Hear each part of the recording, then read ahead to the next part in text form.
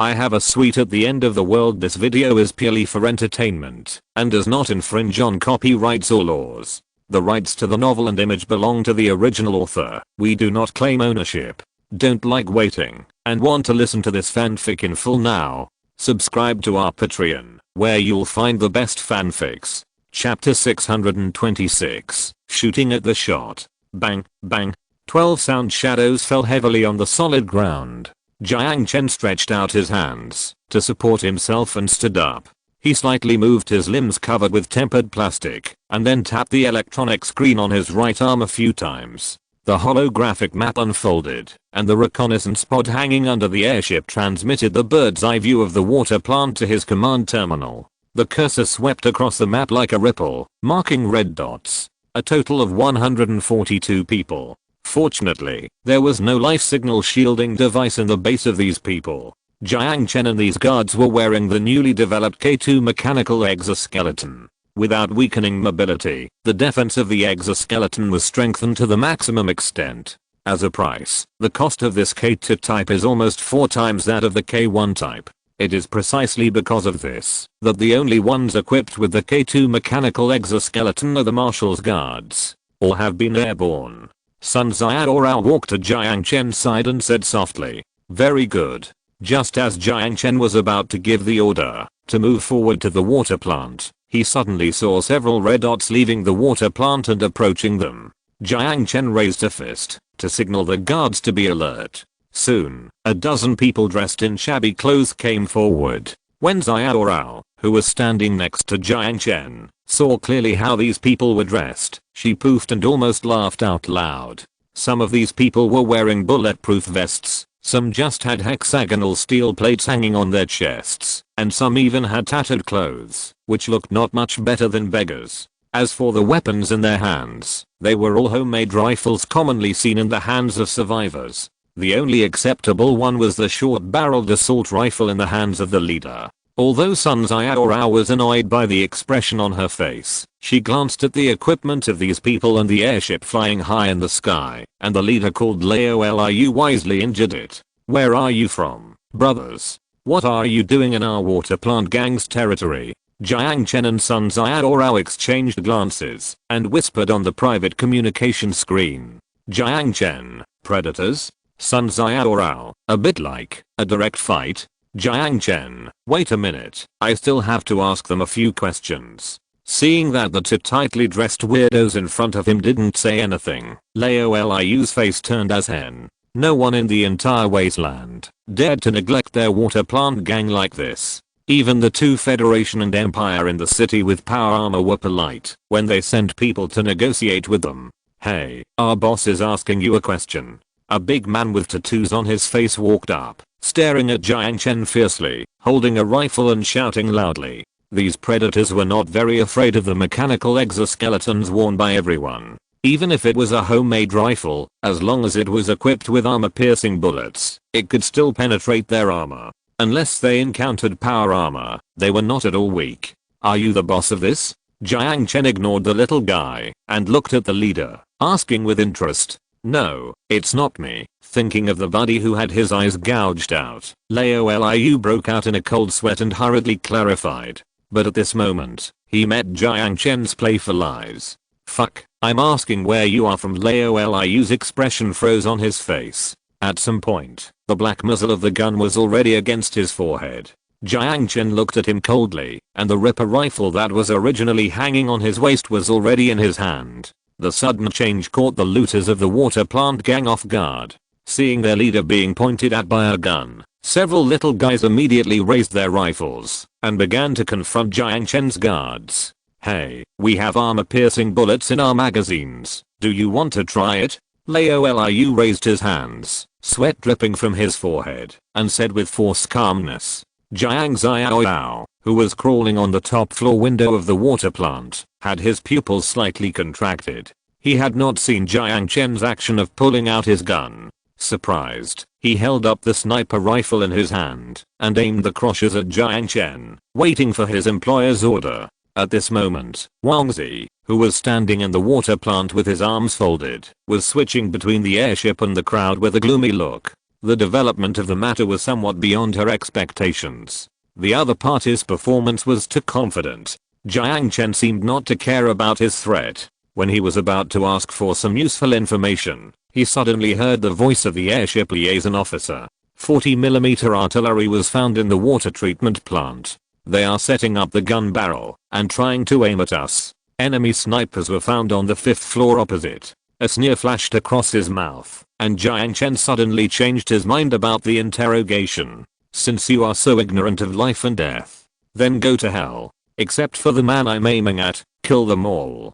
Switching to the flight attendant channel, Jiang Chen gave a soft order. Received. After receiving the order, the 4 gunners thousands of meters above the sky opened the safety, confirmed the target under the crosses, and pressed the button on the grip at the same time. Seeing Jiang Chen, who was hesitant to shoot, Liu secretly breathed a sigh of relief. Since the other party didn't dare to shoot, it proved that they were still afraid of us. Woo. The whistling sound that broke through the air instantly blew away Liu's confidence, and the roar of the bullet hitting the ground made him have a tinnitus. When the dust cleared, feeling the wounds on his face, cut by gravel and shrapnel, facing the black muzzle and a mocking smile, Liu's mouth kept trembling, and he couldn't even scream.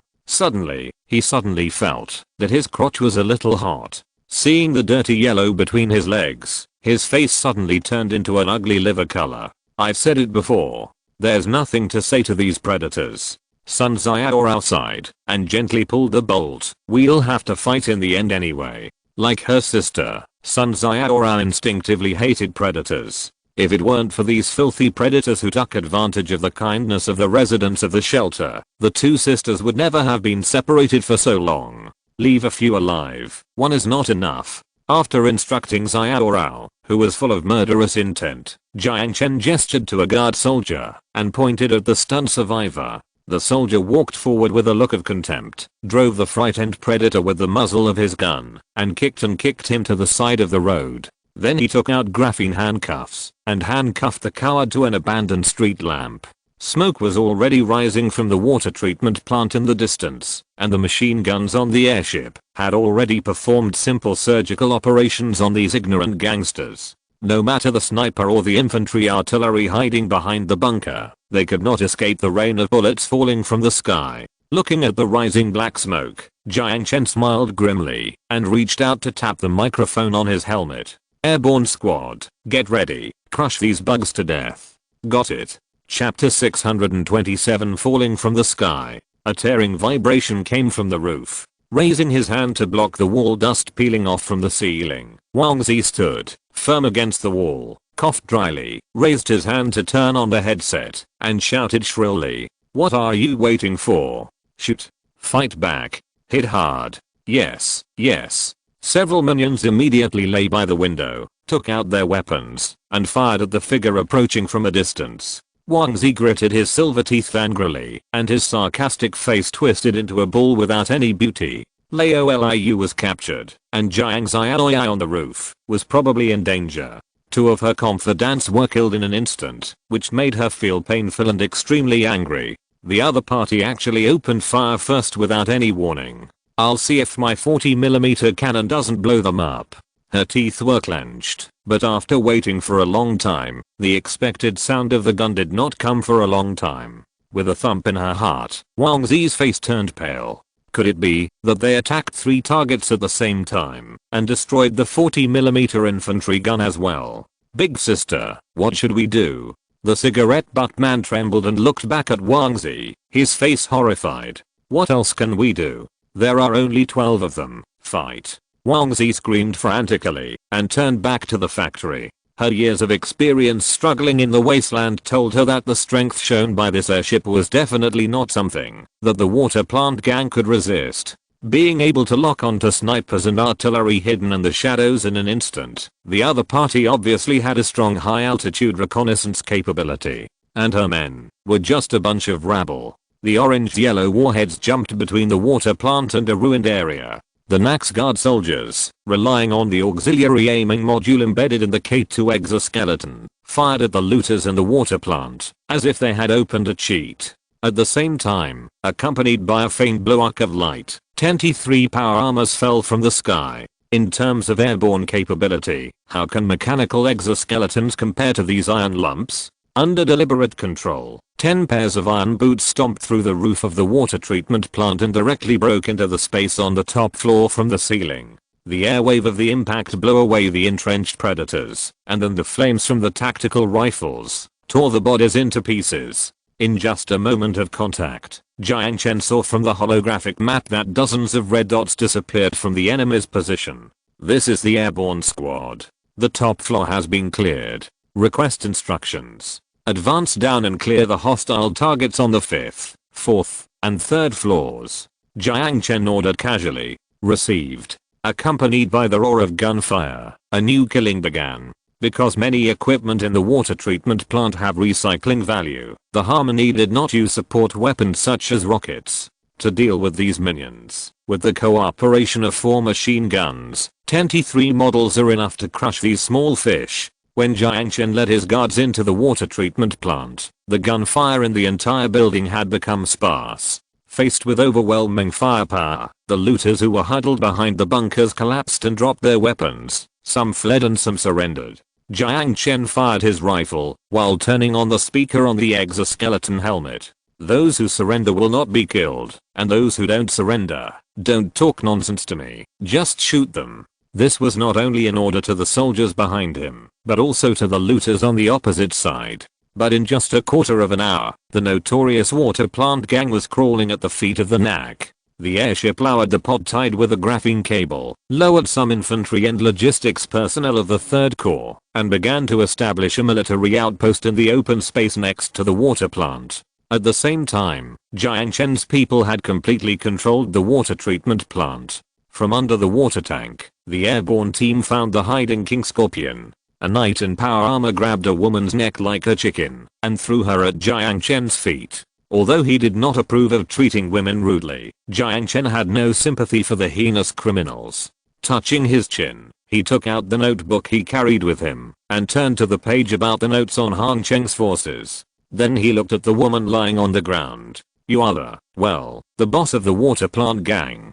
Wangzi. Why did you choose such a funny name? Swallowing tremblingly, Wangzi looked at the man in front of him through his messy hair, his expression full of fear. Having done evil all her life, she knew that she might not have a good end, just like the former gang leader she killed in bed, who was solved by a rising star. However, she did not expect that this day would come so soon. She had finally climbed from a lowly slave to her current position.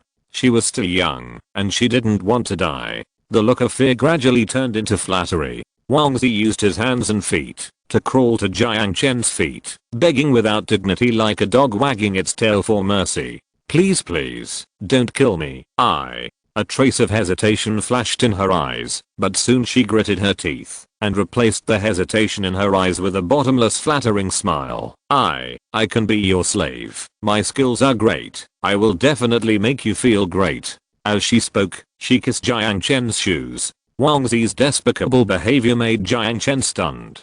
He really didn't expect that this guy, who was at least the leader of a local force, would do such a dignified behavior. Sun Jiao's eyes flashed with contempt, and she gently closed her soft eyes, and her index finger on the trigger quietly opened the safety. Bang! Light smoke came out of the muzzle. A mouthful of blood spurted out of her mouth. Wangzi stared with unbelievable eyes, opening and closing her lips that were constantly bleeding. Gradually, she stopped moving. There was a horrifying bloody hole on the slender neck. Sorry, it went off accidentally. Sun Jiao stuck out her tongue and turned off the safety. Jiang Chen sighed and kicked the bloody face away.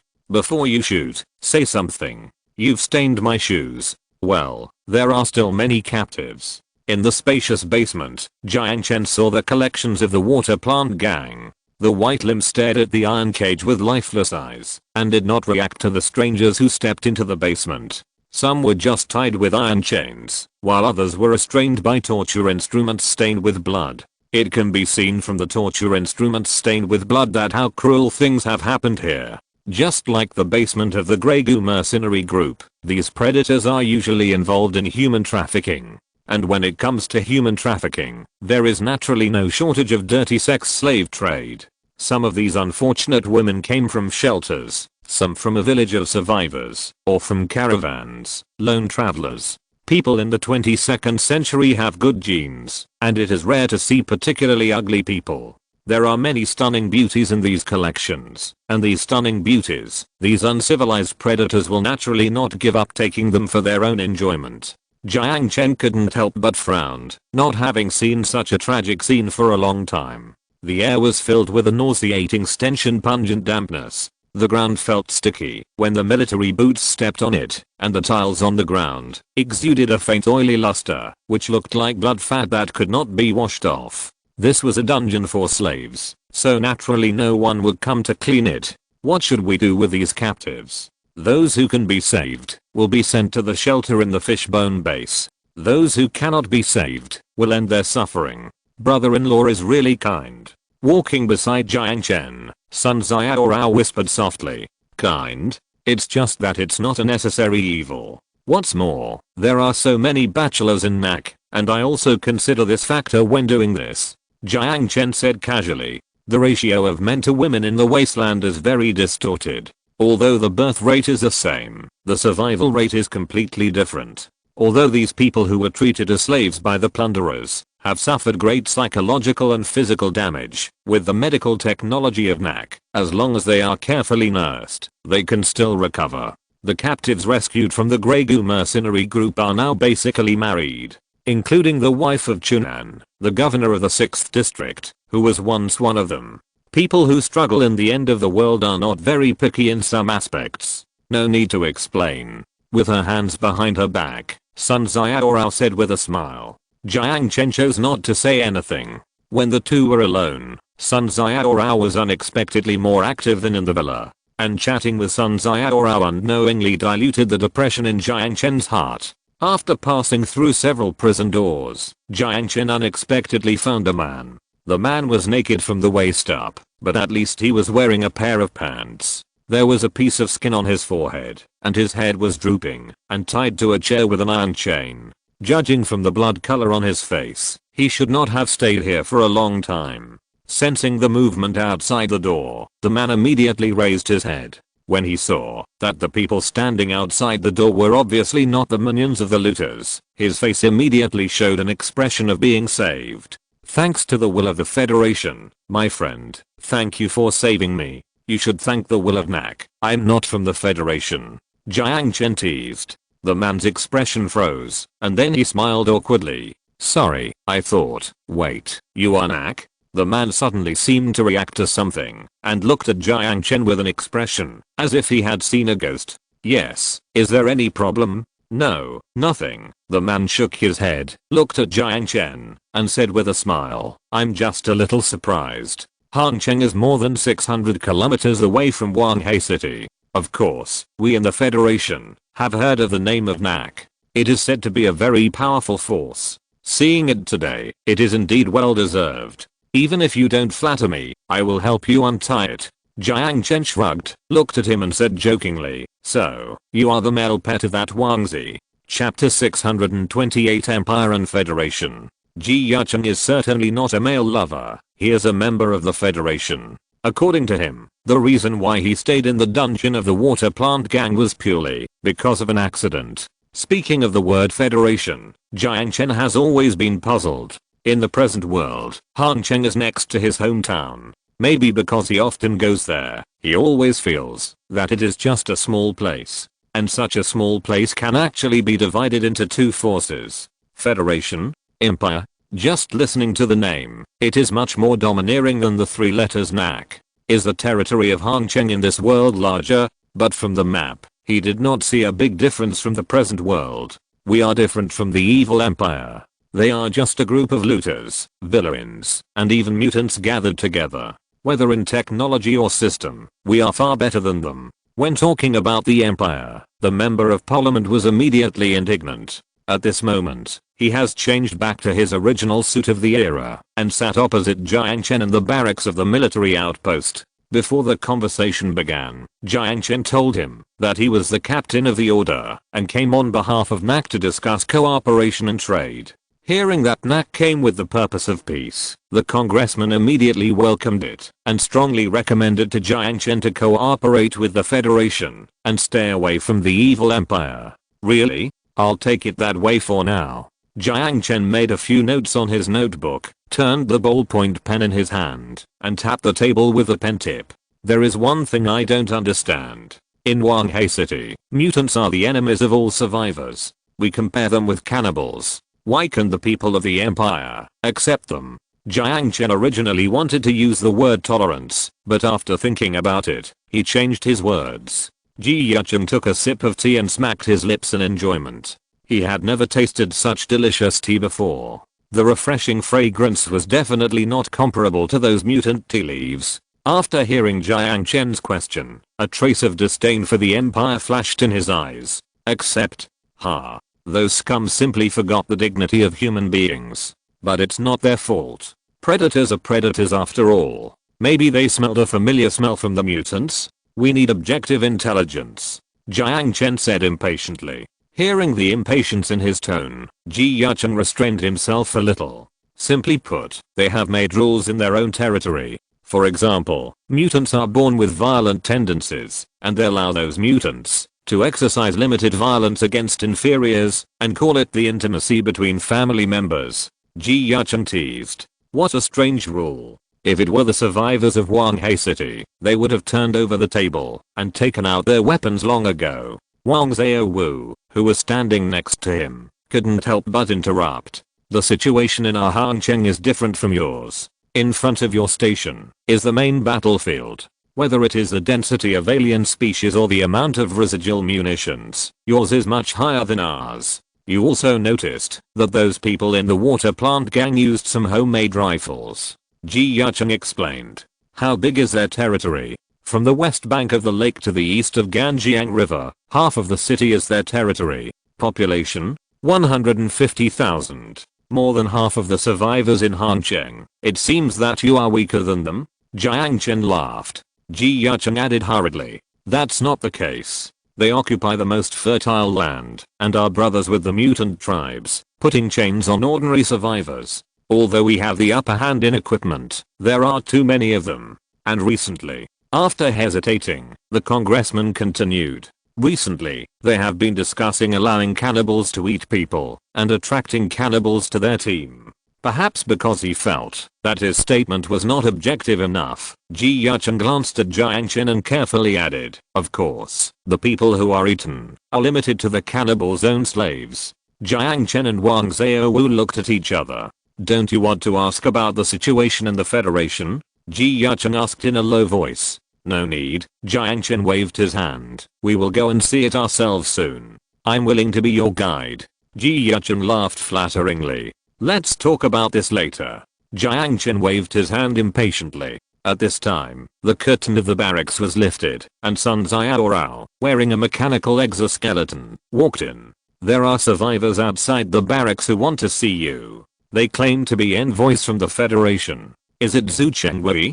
Jiang Chen's eyes lit up, and he asked immediately. Sun Jiao glanced at Jiang Chen, and after getting a positive answer from his eyes, she nodded to Jiang Chen and said, it seems to be called this name. He is the chief of staff of our federal president. I can introduce him to you. Jiang Chen looked at Jiang Chen and smiled, showing his full white teeth. He should be here to negotiate with the people of the water plant gang. But now I have been rescued by you, and the ransom belongs to you of course. We don't think you can pay much ransom. In return for saving you, I only ask you two things. Jiang Chen took out a notebook from his pocket. Quantum Computer Research Institute, Dr. Sunday. Unfortunately, Counselor Ji was unable to give Jiang Chen a satisfactory answer. Dr. Sun was in the imperial capital, and he knew nothing else about it. And he had never even heard of the Quantum Computer Research Institute. However, the visiting chief of staff Zhu made up for Jiang Chen's regret and gave Jiang Chen satisfactory answers to both questions. Quantum Computer Research Institute, in Qingyuan High-Tech Park in the Imperial controlled area, there are security robots guarding it. Apart from some quantum computer production technology and equipment in front of the station, there is nothing worth recovering. For most survivors, high-end gadgets like quantum computers are worthless. Dr. Sun currently lives in Kingshan Stadium, which is the imperial capital claimed by the empire. There are rumors that this Dr. Sun is not a real human, but a cyborg. Because he has lived in the stadium for 18 years, his appearance has not changed at all. The lone travelers and caravans passing by here have a high opinion of him, both for his medical skills and his character. Very interesting information. Jiang Chen nodded with satisfaction. Thank you for your cooperation, Chief of Staff Zhu. It's a piece of cake. The tall and thin man shook his head, then glanced at the door, and continued in a low voice, but in return, we also hope that you can do us a small favor. It doesn't matter if you ask, as long as I can help. Jiang Chen said with a smile. Jiang Chen's head. No problem. Wait, what did you say? He is in your hands now. This should be easy for you. The glasses on the bridge of his nose reflected a cold light, and the triangular eyes were like a venomous snake. Zhu Chengwei put a bulging bag on the table. There are 310 points of subcrystals in it. Mr. President wants to buy his life. Chapter 629. A monkey in a human costume. 310 subcrystals. When Jiang Chen saw Zhu Chengwei put the bag of subcrystals on the table, the corner of his mouth twitched, and he held back his laughter. This feeling was like a poor man hooking his hand on the shoulder of a rich man and asking, "Do you want to make $10? Seeing that Jiang Chen did not respond for a long time, Zhu Chengwei was silent for a moment, took back the money bag, and then said, "I hope you will consider it carefully. If you are willing to do us this small favor, you will gain the friendship of the president." After leaving this sentence, the chief of staff of the Federation bowed politely to Jiang Chen, and then said goodbye. After thinking about the words left by the chief of staff, Jiang Chen thought for a moment, and finally did not execute Jiang Chen. Speaking of it, that guy was also quite unlucky. He thought that the people from the Federation came to rescue him back, but he didn't expect that they brought not ransom, but money to buy a coffin for him, and it was an order from the president himself. The news of the destruction of the water treatment plant gang soon spread in the neighborhood.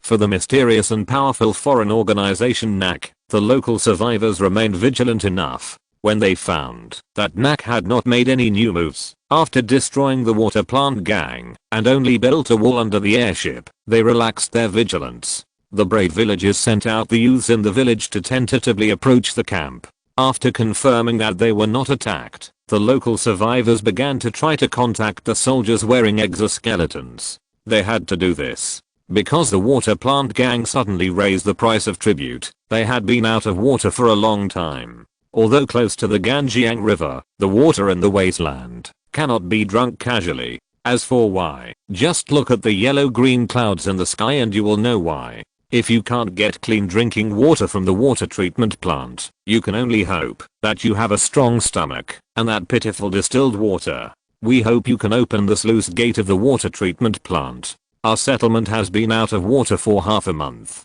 Of course, we will pay for it.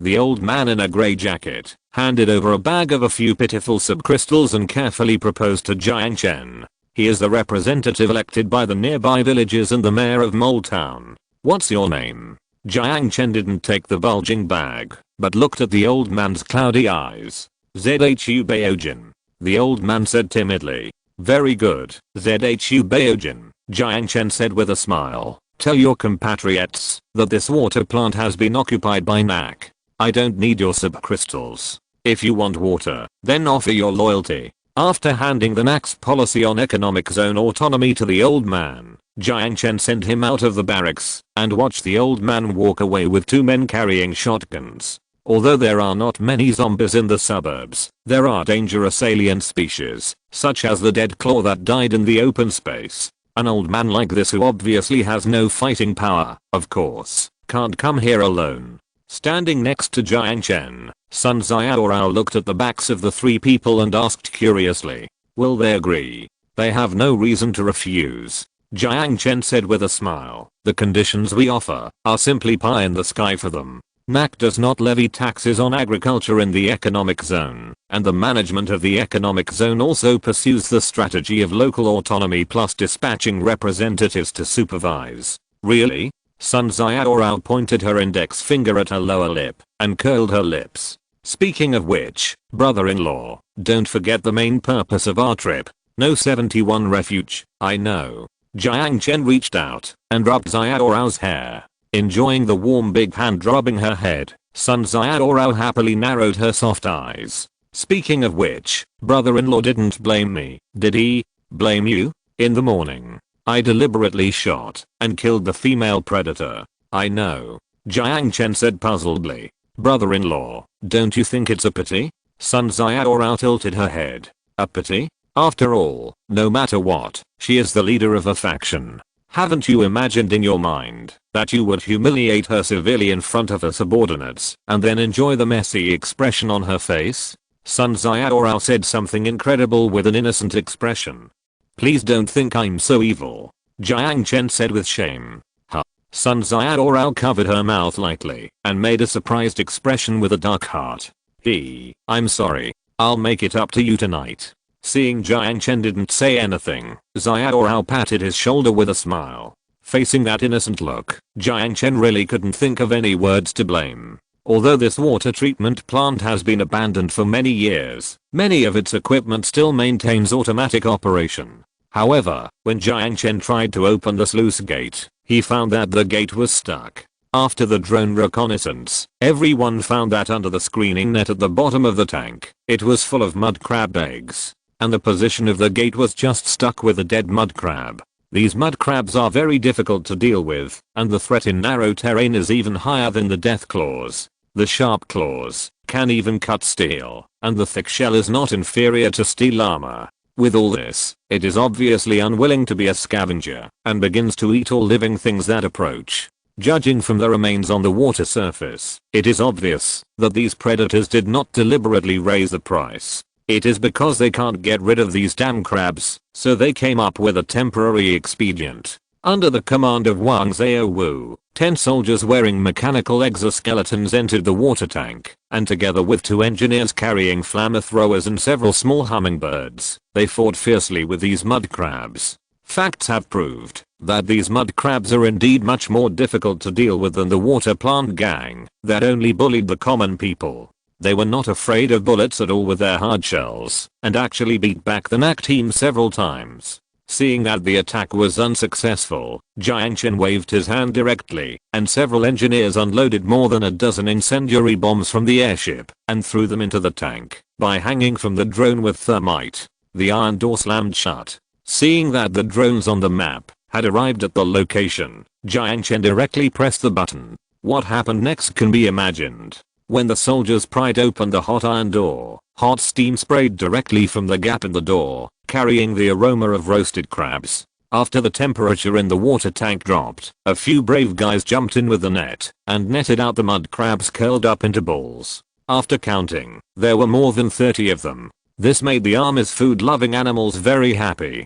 Some of the logistics workers on the airship had worked as cooks in the canteen of the fishbone base. It happened that so many mud crabs were killed, and these things would not be kept for long in summer, so Jiang Chen ordered several large pots to be set up in the center of the camp amid the cheers of the soldiers. With a few boxes of wine seized from the water plant gang, it was also a treat for these soldiers. Speaking of mud crabs, this is one of the few delicacies in the wasteland. Although the crab meat is poisonous, the crab roe as big as a skull is a good thing. Not only does it smell good when roasted, it tastes tender, and it is said that it can also strengthen the yang. But these animals in the barracks are destined to solve their own problems. The only one who has the opportunity to solve certain needs is the Marshal Jiang Chen. In the evening, sitting around the fire pit, Jiang Chen and his guardsmen were eating big chunks of crab roe while chatting with Wang Xiaowu squatting next to him. What do you think of the Empire and the Federation? No opinion. Oh, a tiny place is also called the Empire and the Federation. It always feels like a monkey in human form. Wang Xiaowu laughed and scolded. Haha, I don't deny your point of view. Jiang Chen took a sip of fruit champagne brewed on Koro Island and said happily. Or we can just use the order hammer to shoot them. The 100 kilogram mass bullet should make them weigh their own weight. Wang Xiaowu said seriously in a joking tone. The 100 kilogram mass bullet is like a meteorite when it is fired. If a 10 kilogram mass bullet can overturn a car, then a 100-kilogram mass bullet can knock down a building. Jiang Chen smiled and said nothing. Naval gun diplomacy is originally a part of diplomacy. If necessary, he would consider doing so. Not far away, Jiang Chen, who was wanted by the federal president, was also given a piece of crab roe and a bowl of wine. But even though there were delicious food and wine beside him, there was no smile on his face. Hey, brother, don't waste the wine. If you don't drink it, how about pouring me half a bowl? The soldier next to him finished his drink and patted his shoulder with a smile, but his eyes were fixed on the bowl of wine. Okay. The marshal said that those on duty tonight and tomorrow morning are only allowed to drink half a bowl. Take it easy. The comrade next to him punched him and reminded him. The military discipline of the Third Corps is not a joke. TSK. Why are you so stingy? I was just joking. The soldier smacked his lips and said unhappily. Jiang Chen suddenly stood up and pushed the two bowls in front of the two people. You eat. After saying that, he walked towards the direction where Jiang Chen was sitting, leaving the two people looking at each other. Chapter 630 The Code of Eternal Life. Mr. Jiang Chen, I need your help. Jiang Chen stopped in front of Jiang Chen, lowered his head, and said in a deep voice. Help? Don't you think that I have helped you a lot by not exchanging your head for Yajing? Jiang Chen said with a smile, looking at Jiang Chen with a gloomy face. Just 2 hours ago, he experienced the frustration of falling from the clouds to hell. He originally thought that the president would redeem him, but he didn't expect that this was a conspiracy against him from the beginning. Think about it carefully. How dare this group of rabble from the water plant gang plan a kidnapping case on the territory of the Federation? If no one condones it. After learning that someone wanted to buy his life, although he was scared, he did not leave the NAC outpost. If it was the president who wanted his life, it would be the same, no matter where he went. The predators in the Poang Lake area are more or less inextricably linked to that man. Unless he escapes to the Empire to be a slave, he will have to go far away. He is unwilling to escape like this. He wants revenge on those who stabbed him in the back. And NAC is his last chance. Jiang Chen took a deep breath and slowly said, 3 nights ago, I got drunk in a bar in Unova City, and was taken out of the city. Do you think I want to hear your story? Jiang Chen smiled. Jiang Chen's expression was slightly struggling, and finally he seemed to have made some kind of decision. He took a deep breath and said, aren't you curious why they want my life? Because of power. Jiang Chen shook his head. Because of a secret. Jiang Chen's face showed an interested expression, looking at this downtrodden congressman and asked, oh, what secret? If you promise to help me kill the president of the Federation, and the chief of staff, in short, kill all those bastards, I will tell you the secret. You are too confident. NAC is not a killer.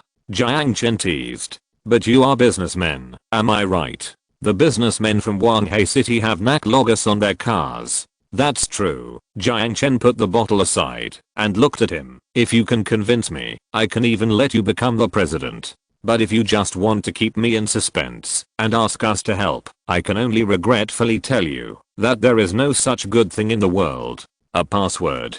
Jiang Chen said. What password? The password about eternal life. With Jiang Chen's answer and a purse full of money, ZHU Baojin returned to Mole Town. Facing the expectant folks, he said nothing, but immediately summoned the village heads of several survivors' settlements, and held a simple village head meeting. Although they were still uneasy, these survivors nodded and accepted the conditions offered by Jiang Chen, expressing their willingness to join the NAC flag as an economic zone under the jurisdiction of the NAC, and accept the rule of the military government. Soon, they were glad for their decision. As Jiang Chen promised, it was not much for these poor people to pay, except for a team of NAC soldiers patrolling the villages every day, to purchase supplies such as cement, subcrystals, and mutant fruits. Their lives were hardly affected. Rather, because of the arrival of the NAC, there were fewer predators and mutants nearby. 7 days after the order arrived in the suburbs of Hangcheng, a U-shaped lifting tower resembling a scaffold was built on the open space between the military outpost and the water treatment plant. At the same time, the second light airbag airship also arrived at the military outpost and delivered the first batch of supplies. This batch of supplies included ammunition, daily necessities, and food that made all the soldiers cheer. Even compressed biscuits were fine, as long as they were not the sour nutritional mixture.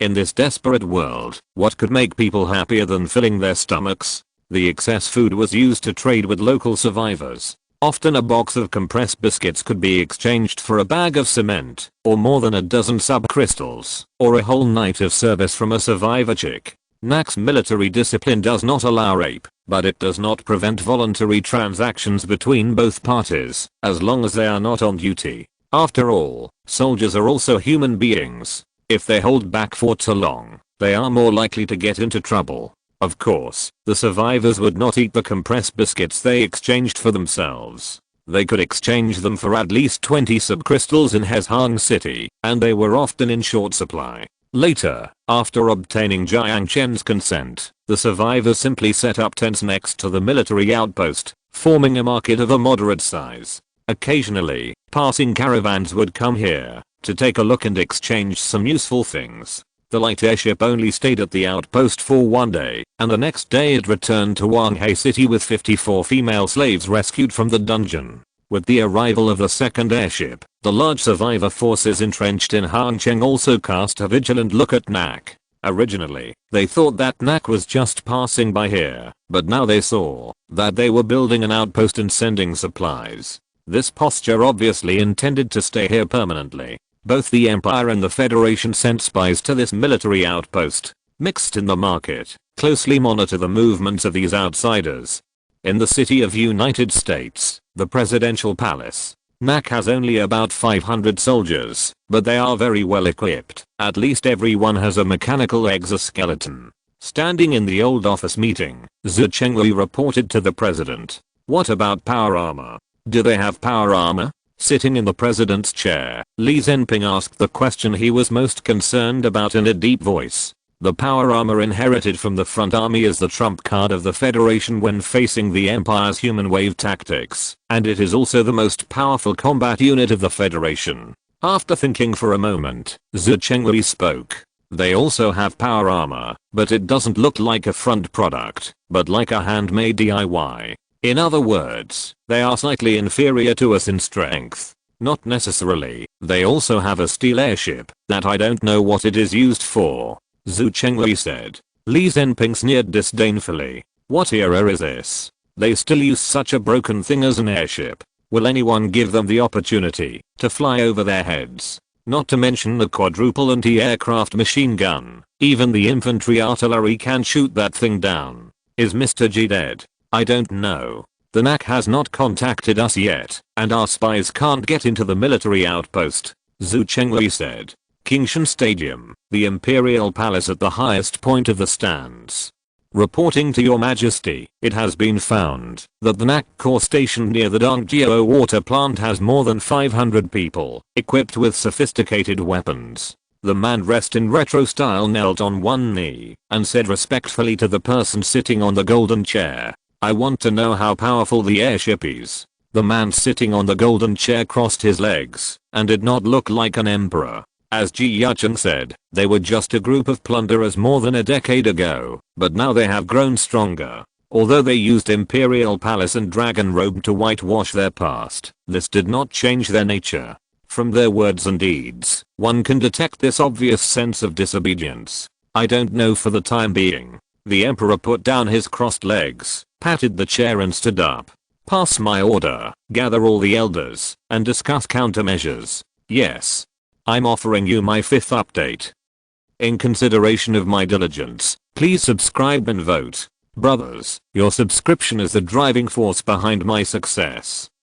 Chapter 631 Shelter Number 71. Shelter Number 71 in Hangcheng is located in the wilderness south of Wu'ang Town, close to the hills beside the Fu River, with a depth of about 1,000 meters. Strictly speaking, the local geological environment is not suitable for building deep shelters, but the approval of this shelter project was before 2150, when the global situation was very good, aerospace technology was developing rapidly, and people from all countries worked together to look forward to the future. No one believed that there would be a war. The local government just wanted to complete the number of civil air defense projects given by the Pan-Asian Cooperation, so it symbolically started construction nearby. It was not until 2155 that the local government realized that the shelter plan was not a joke, so it focused on reinforcing several face-saving projects. Finally, before 2160, a shelter sufficient to provide shelter for 10 million people was built in Hancheng. On the way to the shelter, you can also see the abandoned maglev train platform. But now the place is overgrown with weeds, thorny vines are wrapped around the tracks, and the wild wolves hiding in the dark are rubbing their claws and baring their teeth at the approaching NAC soldiers. Is this Sun Jiao's hometown? Jiang Chen said casually, looking at the stone tablet corroded by acid rain. The words No 71 Shelter and Pan-Asian Cooperation are already blurred, and the iron houses scattered near the station can vaguely see bullet holes and traces of burning. You can say that. After all, we were born in this shelter. Sun Jiao's face showed a nostalgic smile, and she reached out and gently stroked the stone tablet. It was like stroking the tombstone of the deceased. A tombstone belonging to civilization. Marshal, be careful. Noticing the wild wolf lurking in the bushes, Li Wang raised his rifle and took 2 steps forward with the 2 guards beside him to protect Jiang Chen and Xiao Rao. Seeing that they had been discovered, dozens of wild wolves immediately ran out with a howl, opening their bloody mouths. Several guards pulled the trigger calmly, shooting the dozen beasts into a sieve. Well done. Jiang Chen patted Li Wang on the shoulder. Remember, you have to call me captain here. Yes. Li Wang nodded. You stay at the door. We will be out before dark. Jiang Chen looked at the sky, which was not yet noon, and then ordered the guards behind him. Seeing that Jiang Chen was going to leave him and others outside, Li Wang couldn't help but look embarrassed. I'm sorry, I have to be responsible for your safety. What danger can an abandoned shelter have? At most, there are a few mutant cockroaches. But, okay, this is an order. Seeing Jiang Chen's firm attitude, Li Wang had to reluctantly agree, organize the soldiers to drive the infantry vehicle to the door, placed a temporary shelter at the door of the shelter, and agreed with Jiang Chen that, if he didn't come up before 6 o'clock in the evening, he would bring people down to support. The reason for not bringing people down was not out of arrogance and strength, but out of consideration for confidentiality. The secret of eternal life is destined to be in the hands of only a few people. Fortunately, the elevator leading to the underground can still be used. After about half a minute, the elevator stopped underground and Jiang Chen saw the door of shelter number 71. The design of each shelter is different, but the general structure is similar. The gear-shaped shelter door is open.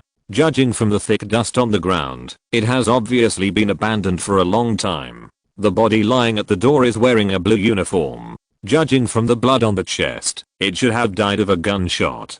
The looters' attack was very sudden. The director commanded the security to fight back, but the man-made fire made everything fall into chaos. My sister ran outside and met a female soldier who claimed to be Plab while wandering in the ruins. My sister should have told you about these things. Yes. Jiang Chen nodded. The retroists in the Huaxia district boast of the former flag, strictly demand themselves with glory and virtue, and try to recreate the great country and history on this ruin. But until now, Jiang Chen has never seen them. What about you? Sun Jiao shook her head.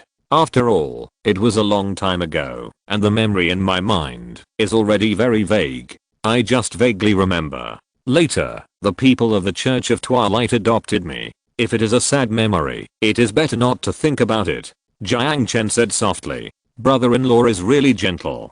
Xiao smiled. I really envy my sister for meeting you first. Okay, let's get ready.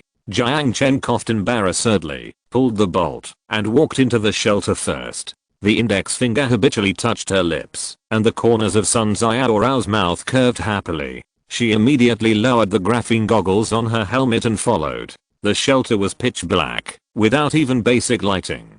The nuclear fusion fuel rods had been used up a long time ago, and the two could only rely on the headlights on their helmets to shelter the interior space. The layout is similar to shelter number 27.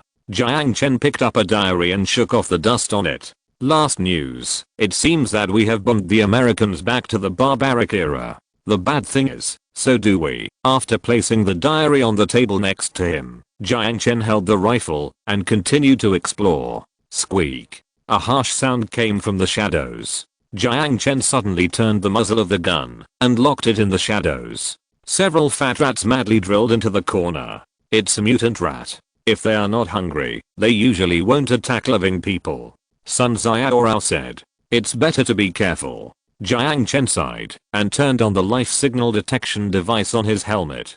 Crabs will eat people when they grow bigger. Although it was a long time ago, Sun Jiao still had some memory of the terrain of the shelter after living here for a long time. Because there was no electricity, the elevator in the shelter naturally could not operate, and the two chose the stairs of the safe passage. There were unknown dangers lurking in the dark corners, but the two were lucky. Except for a mutant spider the size of a calf, they did not encounter more dangerous mutant creatures. For the spider's fangs, the polyethylene armor was still too strong. The huge mouth that suddenly attacked from the darkness only scared Jiang Chen, and the unfortunate spider was beheaded by Sun Jiao's dagger. After removing the mucus from his arm, he only found a series of shallow teeth marks on his left arm armor. To prevent accidents, Jiang Chen crushed all the spider eggs when passing by the spider web. Finally, the two arrived at the bottom of the shelter and stood in front of the door of the shelter director's office. Everything about this shelter is recorded here. As the brain of the entire shelter, the power system here is completely independent of the outside world and is powered by a separate battery. In fact, I have always wondered why the password is in the hands of the federals, and it was also obtained by a small congressman. So that the president had to send someone to get rid of him. Jiang Chen said as he typed the password given to him by Jiang Chen into the terminal at the door. And the federal president who knew the password has not come here yet. Sun Jiao pondered. Is it because he doesn't know the location of shelter number 71?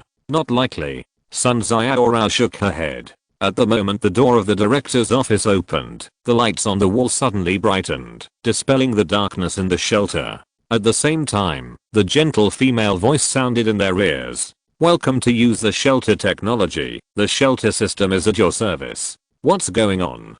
Jiang Chen immediately pulled out his rifle and pointed around vigilantly. The power system has been restarted. This is impossible. This shelter should have been out of power a long time ago. Sun Jiao muttered to herself while looking at the small TV on the wall. Chapter 632 Director's Diary. The two waited at the door for a long time, with their rifles pointed at the entrance not far away. However, after waiting for a long time, there was still no movement.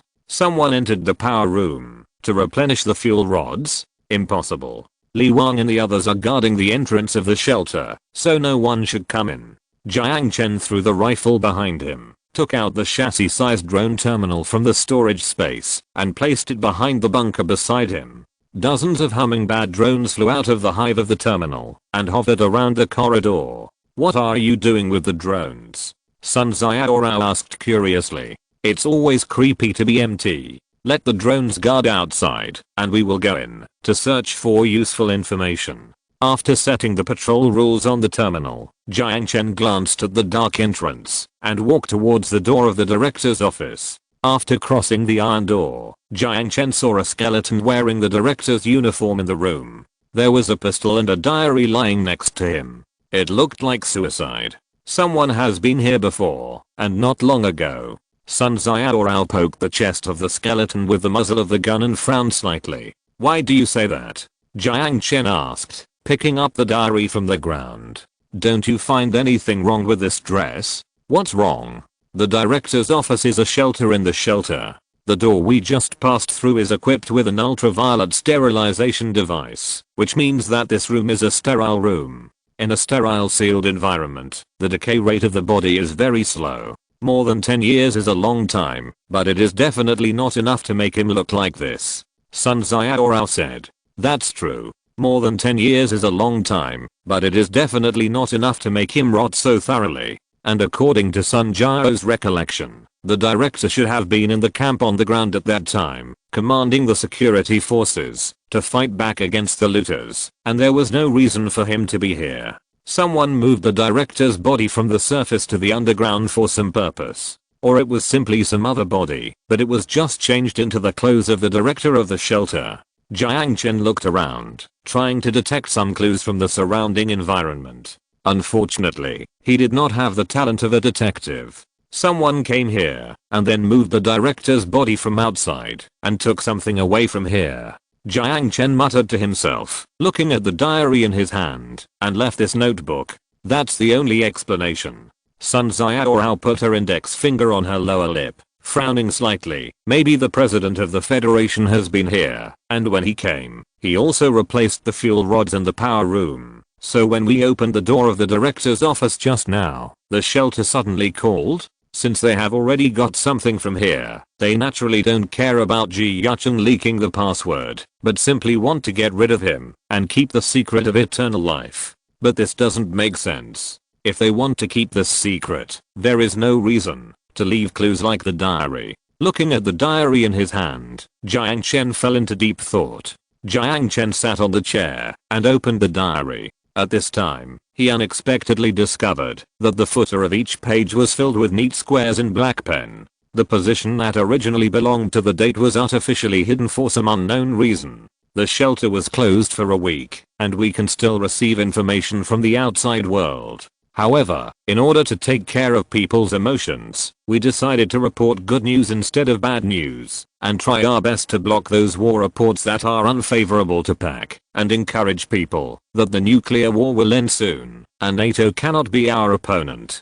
In the first year, we spent the Spring Festival in the shelter. From today on, we will no longer receive information from the outside world.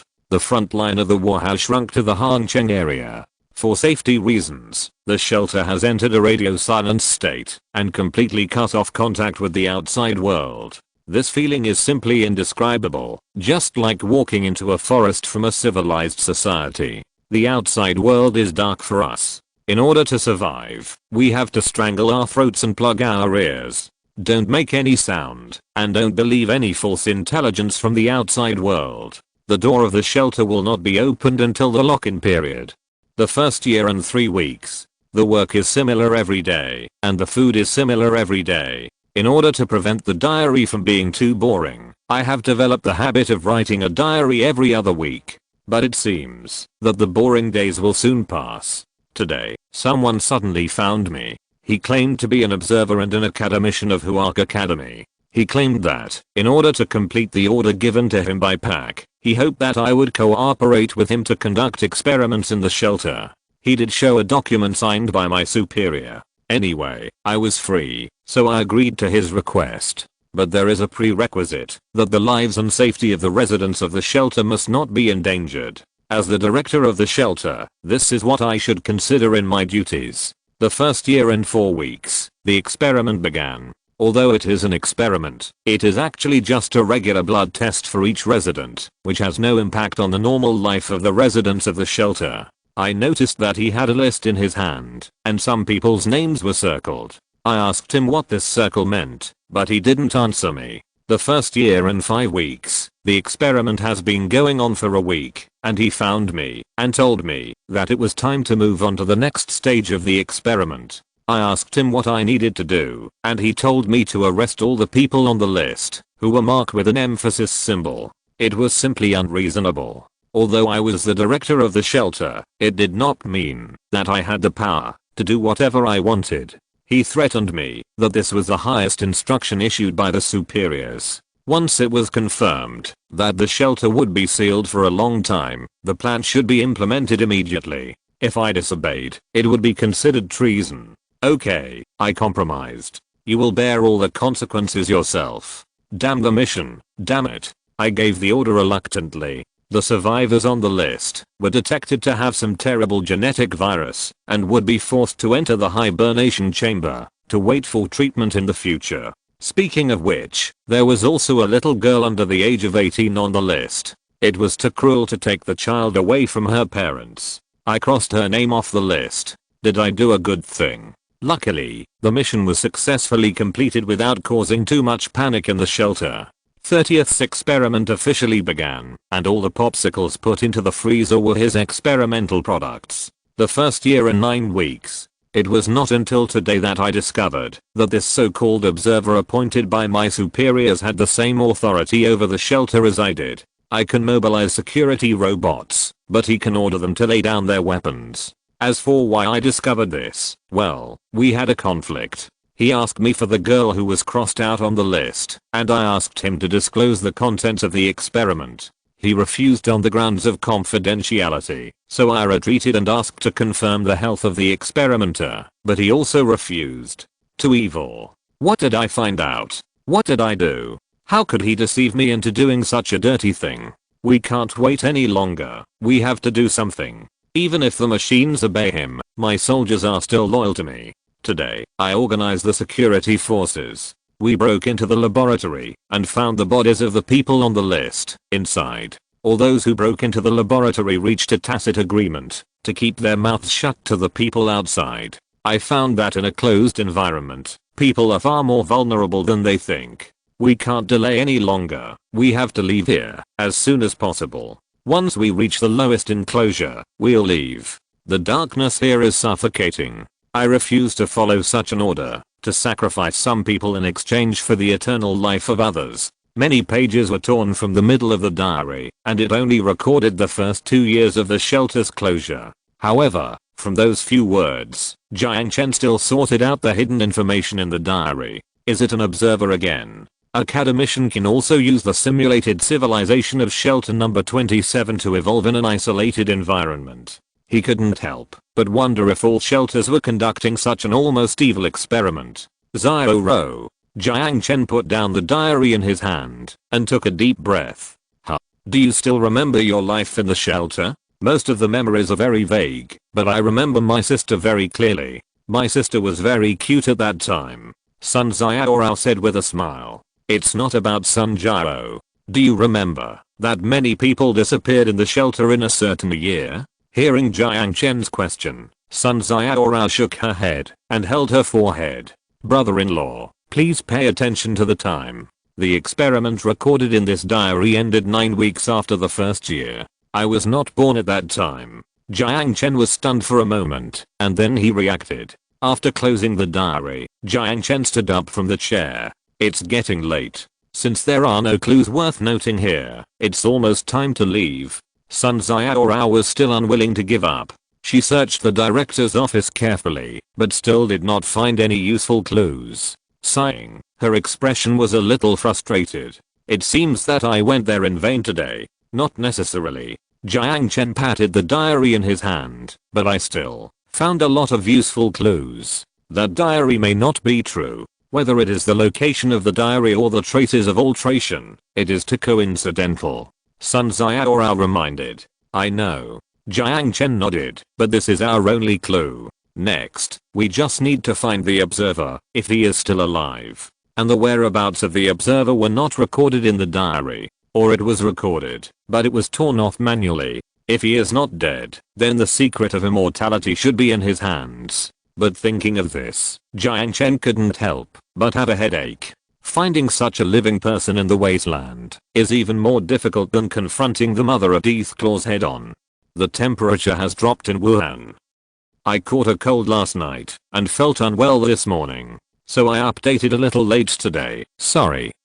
Chapter 633 Imperial Capital. Before leaving, Jiang Chen and Sun Jiao went to the power room and the Domain Center respectively. Just as Jiao guessed, someone had come to the shelter, installed new fuel rods here, and even lived here for quite a while. But for some reason, or because he had achieved a certain purpose here, he finally left here. And this time he was gone for several years. After he left, he turned off the power of the shelter, and it was not until Jiang Chen entered the password at the terminal at the door of the director's office that the Domain shelter number 71 was awakened. Eternal life, or at least extending life, these technologies are part of the interstellar colonization plan, although not necessary. The Church of Twilight tried to find this place, and they did arrive here. But they didn't know the password to the director's office, so they were helpless with the things placed inside. Can't the door be blown open? Jiang Chen asked. According to Han Junhe, the director's office of shelter number 27 can be opened by force, unless the design allows it. Otherwise, even if the entire shelter is blown down, you may not be able to blow open this room. Sun Jiao sighed and said. Jiang Chen was stunned, then smiled and shook his head. It's too dark.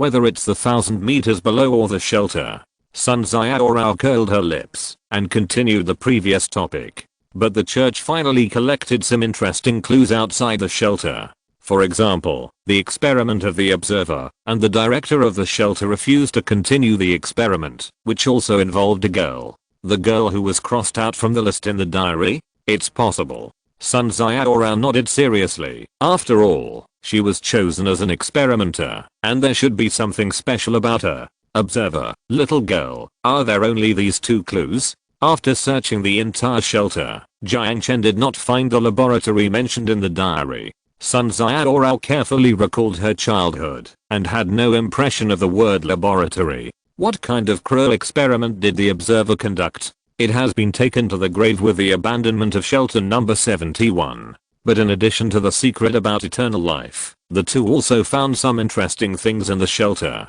An experimental quantum computer, a soilless cultivation device that was almost dismantled, and some small gadgets that only appear in the shelter. It was a complete surprise to find a quantum computer here. Most abandoned shelters are visited by scavengers. The electronic components and special materials on the quantum computer can be used to make weapon accessories. The quantum computer was not discovered by the scavengers, which can only be said to be hidden deep. The 2 then walked around the shelter for a few more times, and after confirming that there were no other useful gadgets, they left marks on the things that needed to be moved. With the diary, Jiang Chen and Jiao rousted on the elevator back to the surface. After pressing the start switch, he raised his left arm and glanced at the time on the app. The time was exactly 6 o'clock. After arriving on the surface, several guards immediately came to meet him. Marshal, if you don't come out, we are all going to rush in to find you. Seeing that Jiang Chen was safe and sound, Li Wang was relieved. Is it so late? Jiang Chen raised his head. The sky had completely darkened, and it looked like it was going to rain. What are you going to do with this shelter? Sun Jiao asked. Temporarily control it. At least we have to maintain a checkpoint here, and a cemetery. Jiang Chen said, glancing at the corpses on the ground. With a slightly grateful smile on her thin lips, Sun Jiao nodded gently. Yes. Instructing Li Wang to take 5 guards to continue guarding here, Jiang Chen got on the infantry vehicle and returned to the direction of the military outpost. Before dark, the Yunzi 51 on the order will arrive in the area, bringing reinforcement and supplies. Qingshan Gymnasium. This is the capital of the empire. It is said that at the beginning, the empire was not called the empire, but had a simple name, Qingshan Survivor Settlement. And the people living here are not good men and women. They occasionally work as mercenaries and do some plundering activities behind the scenes. However, several villages west of the Gan River united and called themselves the Federation. They voted for a president and took the lead in building a radio base station to launch a propaganda offensive against nearby residents. Seeing this, the people in the Qingshan Survivor Settlement, who were just planning to whitewash themselves, immediately changed their names. In order not to fall behind their old enemy, the Federation, they changed their names and called themselves the Empire. The Federation took the slogan of rebuilding civilization and promoted openness and freedom, attracting merchants and some free people passing by, and gradually developed into a prosperous settlement.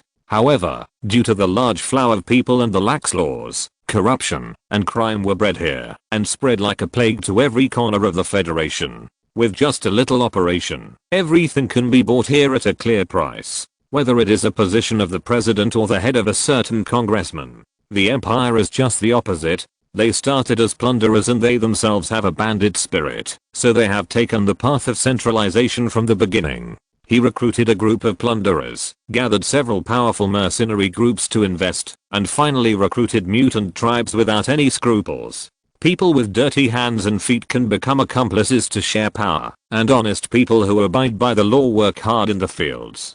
The clear social division of labor simply and crudely built the framework of the power pyramid. As for who will be the emperor, it must not be a hereditary system, otherwise the bosses of several plunderers and mercenary groups will definitely not be satisfied.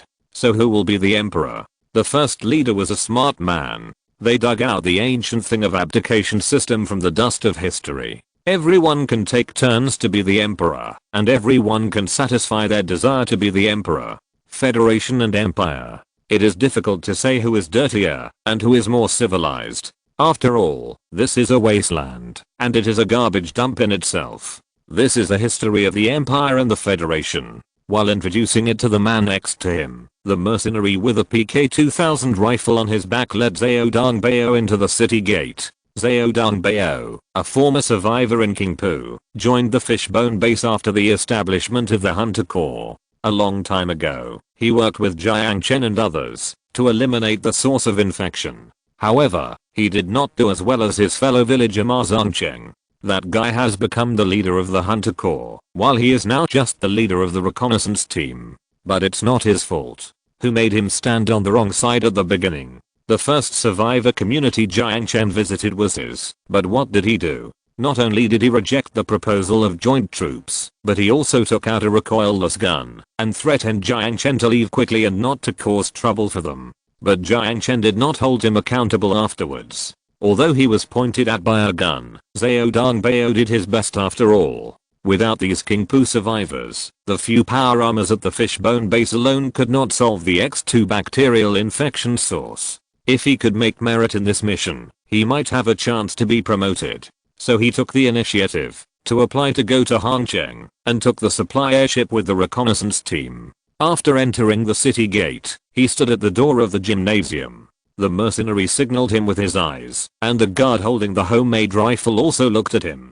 Xiao Dongbao came back to his senses and immediately smiled and took out 4 ice-sized crystals from his pocket, stuffed them into the guard's hand, and then pointed to the mercenary next to him.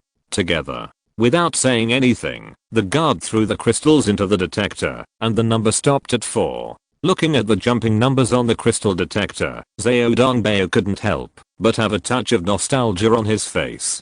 The 6th block has not used this thing for a long time, and even the entire Suzhou and Hangzhou province can't see any trace of this thing. People use NAC credit points to buy things, and crystals have become pure commodities. So many soldiers are reluctant to be sent here. Compared with the developed Wanghei city, this place is like a remote mountainous area. Still without saying anything, the guard shook his gun expressionlessly, then cast his eyes on the survivors behind the 2 men. The mercenary standing next to him immediately tapped Xiao Dongbao's sleeve, indicating that he could pass. Don't you need to hand in your weapons when you enter the city? No, you only need to do it when you enter the palace, the mercenary said. The palace? Xiao Dongbao was stunned. There. Stepping out of the end of the corridor, the mercenary pointed to the highest point of the stadium stands. Stepping into the open-air stadium, the scenery in front of you suddenly opened up. There was no green shade on the wide playground, but instead there were markets, residences, and even orchards. It was surrounded by natural walls, guarding this place like a city wall. On the high stands, the flag of the empire was flying. This is the imperial capital. It is worth noting that the stadium in the 22nd century is much larger than that in the 21st century. It is difficult to describe how big it is, but it is still the area of a golf course. Including the underground area, this stadium can accommodate a full 50,000 people. This is the center of the empire. Thanks, man. If you still don't understand something, you can come to the tavern to find me. I will stay there until I receive a new mercenary mission. He waved his hand and disappeared into the street. As agreed, Xiao Dongbao paid 2 points of subcrystal for the city gate tax, and he brought Xiao Dongbao here and gave him a vivid history lesson on the way. It was a good deal for Xiao Dongbao to buy such valuable information with only 2 subcrystals. Although the mission funds were sufficient, it was better to spend the money on key areas. He took out a piece of paper from his arms and finally confirmed the task assigned by Jiang Chen and walked towards the direction of the hotel. He now needed to find a place to stay, sort out the intelligence he had collected, and then use the radio to feed it back to the military outpost. If you're listening to this novel on a channel other than Fanfic World, it means they downloaded and uploaded it without effort. We cordially invite you to visit our channel, Mundo Fanfic Novelos. There you'll find the original version of this story and you can explore many other novels of various genres. We're waiting for you to immerse yourself in a world of incredible novels. Chapter 634 The Sudden Alarm. When Jiang Chen and others returned to the military outpost, the camp had already started to clean up the cooking stove. The logistics staff who were cleaning up the dishes saw the marshal just coming back and hurried to greet him and asked if he needed to light the stove again. However, Jiang Chen declined his kindness and took Sun Jiao out of the direction of the marshal's barracks. The day before yesterday was pizza. Yesterday was pasta. What should we eat today? On the way back to the room, Sun Jiao had a faint smile on her face and said happily with her index finger on her lower lip, "It's really a luxurious trouble for the people of the wasteland." Jiang Chen glanced at the innocent smile and couldn't help but complain in his heart. How about seafood fried rice? Although fried rice is not very delicious, when it is heated up, Jiang Chen still wants to eat rice. Hey, no, I still want to eat pizza. Sun Jiao gently hugged Jiang Chen's arm and looked at Jiang Chen with her innocent eyes, using her usual tricks. Okay, I said don't act like a spoiled child here. It will be bad if someone sees you. Jiang Chen was embarrassed and wanted to pull his arm away, but she hugged him tighter. What's the matter? Sun Jiao winked mischievously. There are few people passing by the marshal's barracks, and the patrols are usually done by drones, so there is no need to worry about being seen. Sun Jiao, who had just thought about this, immediately met Han Junhua's eyes standing at the door of the barracks. Sun Jiao let go of her hand, stuck out her tongue, and jumped to the side. Han Junhua tilted his head slightly, looked at Jiang Chen expressionlessly and said, "Do you want me to step aside?" No. Jiang Chen coughed awkwardly. What's the matter? After all, this is in the military camp. Although there is no one around, it is still a public place. Doing such intimate actions will indeed have a bad impact. As a marshal, he should pay more attention to this. Han Junhua nodded and handed over the insulated lunchbox in his hand. You just came back from shelter number 71. You must still be hungry. I asked the cook to make an extra portion. However, Jiang Chen did not take the lunchbox, but just stared at her blankly. Sun Jiao, who was standing next to him, reacted just as well, looking at Han Junhua in surprise. Is there anything strange? Facing the stunned expressions of the two, Han Junhua asked in confusion. Nothing, I just feel. Coming back to his senses, Jiang Chen smiled embarrassedly, stretched out his hand to take the lunchbox that had been hanging in the air for a long time. It's really not like what you would do. Really? Although she still had no expression on her face, Jiang Chen could read the confusion in her eyes. At the same time, Jiang Chen could also clearly feel that the other smiling gaze next to him was a bit piercing. After Han Junhua left, the two returned to the barracks. After opening the lunchbox, Jiang Chen looked at the square pile of rice and dishes, and the corners of his mouth couldn't help but curl up a little. This weird way of serving food is indeed quite an Han Junhua style. A few strands of hair fell on her shoulders. Sun Jiao came to Jiang Chen's face from behind. Her bright red lips curled up with a hint of jealousy. Brother-in-law is really popular. Is he? Of course he is. Sun Jiao bit Jiang Chen's ear in dissatisfaction, and then continued to talk to herself. Well, it's just Junhua's words. Sister shouldn't mind. Jiang Chen's eyebrows jumped, and he threw the lunchbox in his hand into the storage space with a frown on his face. This girl is getting more and more naughty. If I don't punish her, where is the dignity of being the head of the family? Brother-in-law is angry. Jiang Chen suddenly stood up, and amid Jiao's exclamation, he carried her on his shoulders. Hey, sister, brother-in-law, what are you doing? Wait, Jiao is so hungry now, can you wait a while? No, woo.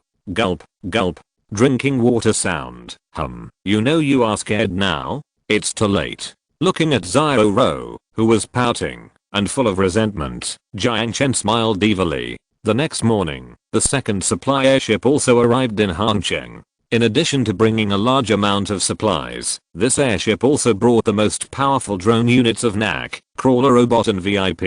However, according to the captain, their journey was not peaceful. When flying over the Huangshan area, the airship encountered anti-aircraft machine gun fire.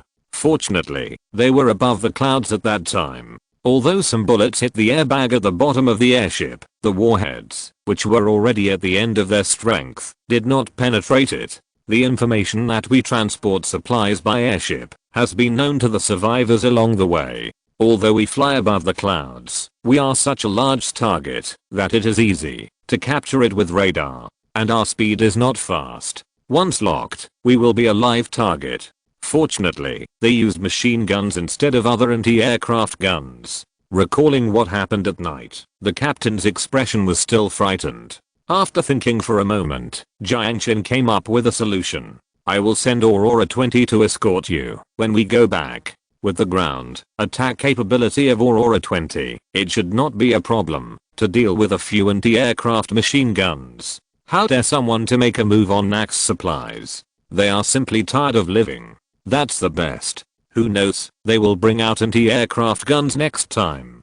The captain smiled bitterly. However, sending fighters to escort is not a long-term solution. The special fuel used by Aurora 20 has a low yield, but the cost is frighteningly high. The cost of a flight mission is about 1000 credit points per hour. The cost of a transportation mission has been raised several times at once. In this way, it is more cost-effective to purchase supplies directly locally. Before ending the conversation, Jiang Chen told him to stay in this base for 3 days before leaving, and to take the quantum computer found in shelter number 71 with him when he returns.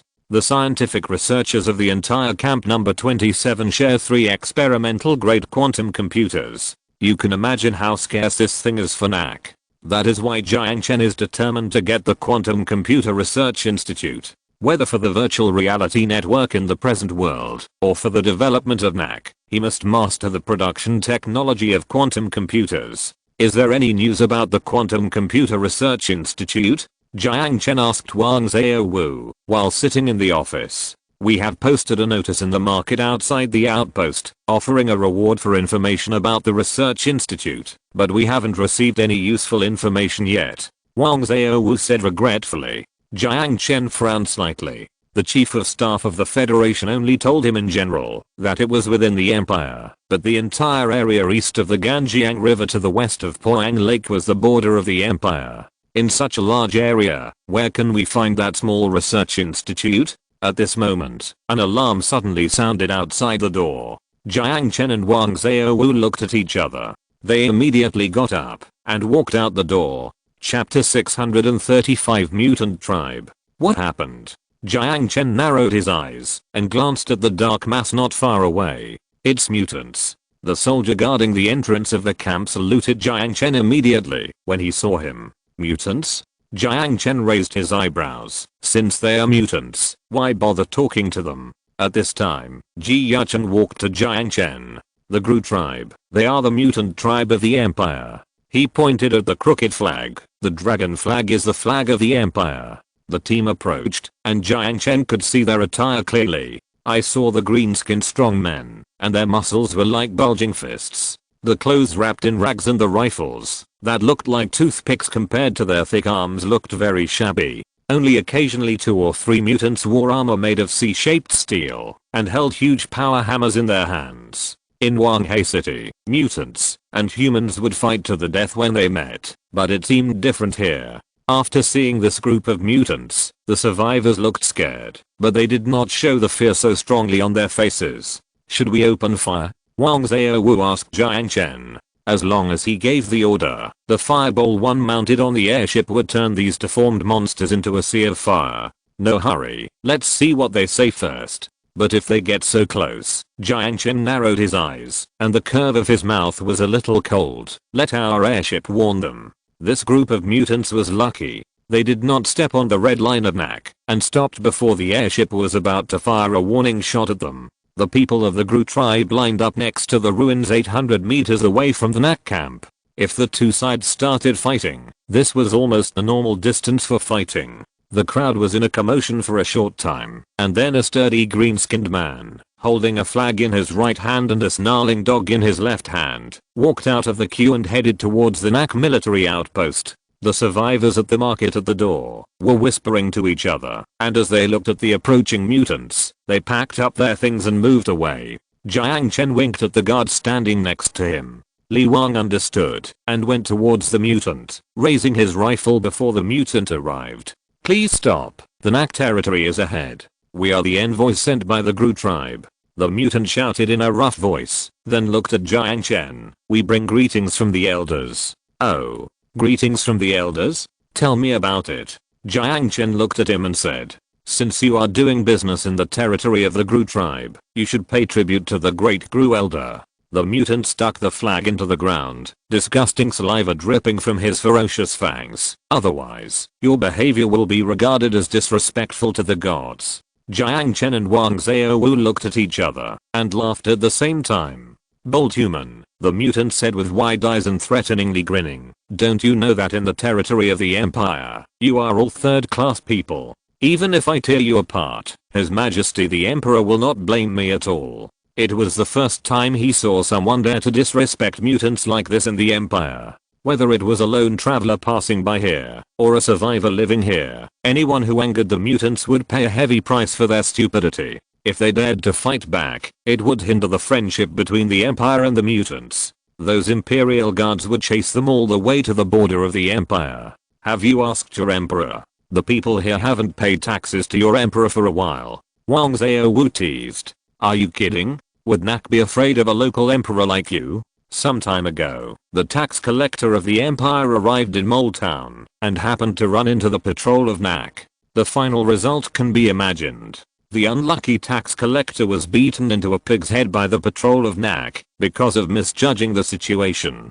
From that day on, the Empire never sent tax collectors here again and did not even ask about Nak's invasion of their territory. In front of the giant warships and cannons, the human brain is obviously much calmer than the mutant. Our elders don't care so much. The mutant arrogantly puffed up his chest. His Majesty the Emperor has granted this area to our tribe, so you have to pay tribute to me. If you refuse, it will be regarded as disrespect to our Gru tribe. Looking at the arrogant expression, Jiang Chen suddenly laughed out loud again. When I was in Wanghei City, I heard that mutants' brains don't work very well. Seeing it today, it's true. Hearing Jiang Chen's words, the mutant messenger flew into a rage. Mutants hate it most when others insult their IQ, because no matter which type of fev virus, it does have the side effect of reducing brain cell activity. Suddenly, he raised his hand holding the chain and pointed at Jiang Chen and shouted, how dare you?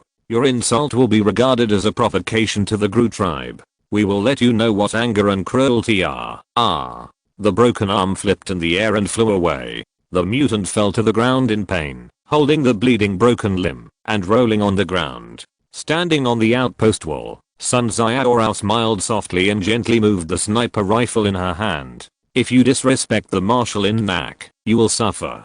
Breaking free from the shackles of the iron chain, the mutant dog immediately rushed towards Jiang Chen and others with a howl, but the beast was shot dead by Li Wang's rifle before it ran to steps. The change happened in an instant, and no one expected the situation to suddenly turn into a gunfight. The envoys of the mutants on the opposite side obviously did not expect the people of Nak to react so violently, and they killed their envoys without a word. And that shot also ignited their ferocity. Attention, order, all mutant units 800 meters away from the target camp, open fire. Jiang Chen turned on the microphone next to his ear and ordered in a cold voice, roar. The mutant roared, venting his firepower in the direction of the Nak outpost. The orange-yellow bullets tore open the market shed, smashed the wooden beams, and hit the cement wall of the outpost. Those survivors who had long anticipated that something was wrong had already packed up and ran away, so the bullets did not hit them. However, this torrential firepower network did not last for 2 seconds before it was suppressed by the rain of bullets falling from the sky. 4 12.76mm machine guns spewed flames, and the waterfall-like rain of bullets raised billowing smoke and dust on the mutants' position, dismembering the mutants who were running away with their heads in their hands into pieces of meat. The Nak soldiers crouched behind the bunker and poked their rifles out of the bunker to fight back. At the same time, VIP drones were dispatched one after another, moving from the side to surround the mutants' position. Standing behind the transparent graphene bunker, Jiang Chen looked coldly at the thugs who were harvested by the rain of bullets falling from the sky on the holographic screen. The Empire's policies have simply spoiled them. Do they really think they are superior people? If they were in the Naxx territory, no one would treat them as human beings, let alone superior people. The Naxx has always had only one policy, to deal with these bloodthirsty thugs. That is to kill. Just like killing those alien species, throw their bodies into the incinerator. That is their final destination. Chapter 636. Borrowing a knife to kill. In the Imperial Palace, the capital. Did the Gru tribe and the Naxx people fight? Your Majesty, the spies ahead sent news that the two sides have confirmed that they have exchanged fire. Very good. The Emperor nodded, and a satisfied smile appeared on his sharp face. Under the conciliatory policy of the previous emperor, the power of the Gru tribe has grown. This force, which was originally used to deter the Federation, has now become a tumor parasitic on the back of the Empire. The number of mutants was small, and giving them some privileges was harmless. But if this trend continues, these pure humans will become the majority. If this continues, the Empire will no longer be an empire. Excluding mutants, the total population of the Empire is only more than 150,000, and the number of these mutants has increased to 80,000. Can this still be considered a vulnerable group? Obviously not. Including the recent discussion of the Senate to accept the cannibals into the Empire and retain their customs. It is all for the purpose of balancing the mutants. But now it seems that balancing alone is no longer useful. It just so happened that the Naxx airship arrived in Hancheng and cleared out the looters occupying the water plant with thunderous force, showing their force and toughness to the local forces in Hancheng. At first, the Emperor was of course wary of this foreign force. After all, the land near the water plant was also considered the territory of the Empire. But he changed his mind and thought that the appearance of this order was not a bad thing for the Empire, but just solved the Empire's urgent needs. It just so happened that the Empire's control over the eastern suburbs of Hancheng was not very strong. If this piece of chicken ribs was thrown to the mutant tribe, it would not only satisfy their growing appetite, but also perhaps cause them to fight to a loss. After all, Hancheng is still hundreds of kilometers away from Wanghai City. Unless Naxx is determined to include this place in their territory, the casualties caused by the Gru tribe should be enough to make them retreat. Unlike the mob in the water plant, the mutants are a little stupid, but they are not weak in fighting skills. It is better to say that the Fev virus has already engraved the word fighting into the genes of these beasts. Just relying on instinct, they can burst out with combat power that is not inferior to that of trained soldiers. However, this combat power is not very useful under the suppression of aerial firepower. A few shoulder-fired rockets shot into the air from the mutants' positions, but soon exploded under the focus of the laser anti-missile system. As for those machine guns that fired at the air, they could not even leave bullet marks on the C-shaped steel armor of the Order. The group of mutants began to retreat, suffocated by the machine guns hanging above their heads. However, Jiang Chen would never let them do as they wished. Are you kidding? You want to run away after provoking me? Leave your life behind. The VIP drone that had moved to the flank immediately ended its concealment and released fierce firepower at the fleeing mutants. At the same time, the infantry of Naxx also began to cooperate with the assault infantry vehicle to chase the mutants in the direction of their escape. Damn, these ugly humans have such fierce firepower. With dirty blood flowing on his forehead, Rule leaned against the back of a half-collapsed apartment building, roughly stuffed the magazine into the machine gun, and then stuck the barrel out of the bunker and shouted, "Gru's glory. Da da da." The bullets jumped between the bunkers, and he clearly saw an Naxx soldier falling under his gun. Unfortunately, before he could see clearly whether the fallen man was lying down or shot dead, his skull was opened by the flying bullet. Crawling behind the half-destroyed concrete pier, Li Wang took a deep breath and stood up from the ground holding the Ripper rifle. He was shot twice in the chest. Fortunately, the superior defense of the K2 mechanical exoskeleton saved him. Although he gritted his teeth because of the pain in his sternum, there was no problem in continuing to fight. Two VIPs whizzed past him, and Li Wang pulled the bolt and continued to run towards the mutant's position. The machine gunner who had fired at him just now had been killed by someone else's gun. When he stepped over the headless corpse, he glanced at the red and white on the ground and was secretly shocked. Judging from the head that was so completely blown up, this unlucky guy should have died from a sniper rifle, and the frontline troops would not be equipped with weapons such as sniper rifles. But if the bullet came from the outpost, then this sniper was too scary. From here to the outpost, it is more than 1,000 meters away. At this moment, standing on the outpost's observation tower, Sun Jiao put down the sniper rifle in her hand and leaned it against the wall. The mutants had already fled far away, and she could no longer see the shadow of the mutants from her position. She took off her tactical gloves gracefully, turned around and jumped directly from the more than 8-meter high observation tower. What you're doing is really reckless. Although you are well equipped, the mutants have occupied a large tract of fertile land west of Poang Lake, and their population is at least 80,000. Standing next to Jiang Chen, Jiang Chen said with a wry smile, "These 80,000 mutants can be said to be all soldiers, not including the human slaves kept by the mutants. Although the mutant tribe's equipment is simple, it does not mean that they have no heavy firepower weapons at all. And the NAC military outpost has only more than 1,000 people at most. Even with the support of the steel airship from the air, facing 80 times the number of troops is not an easy task. You may not know. In Jiao City, there are at least 80,000 mutants who died under the guns of my first corps." After issuing combat instructions through EP, Jiang Chen said lightly to Jiang Chen who was standing next to him, "Maybe you are strong, but this is Hangcheng. They are fighting at their doorstep, and your supply line is 600 kilometers long." Jiang Chen reminded. He also hoped that Jiang Chen could help him become president. At this moment, he naturally did not want to see NAC struggling with the mutant tribe. The only person who would be happy about this situation is the federal president. How many 100 kg class bombs have been transported? Jiang Chen looked at Wang Xiaowu. "A total of 200 rounds. Wang Xiaowu replied, "Not bad. How about Fireball 1?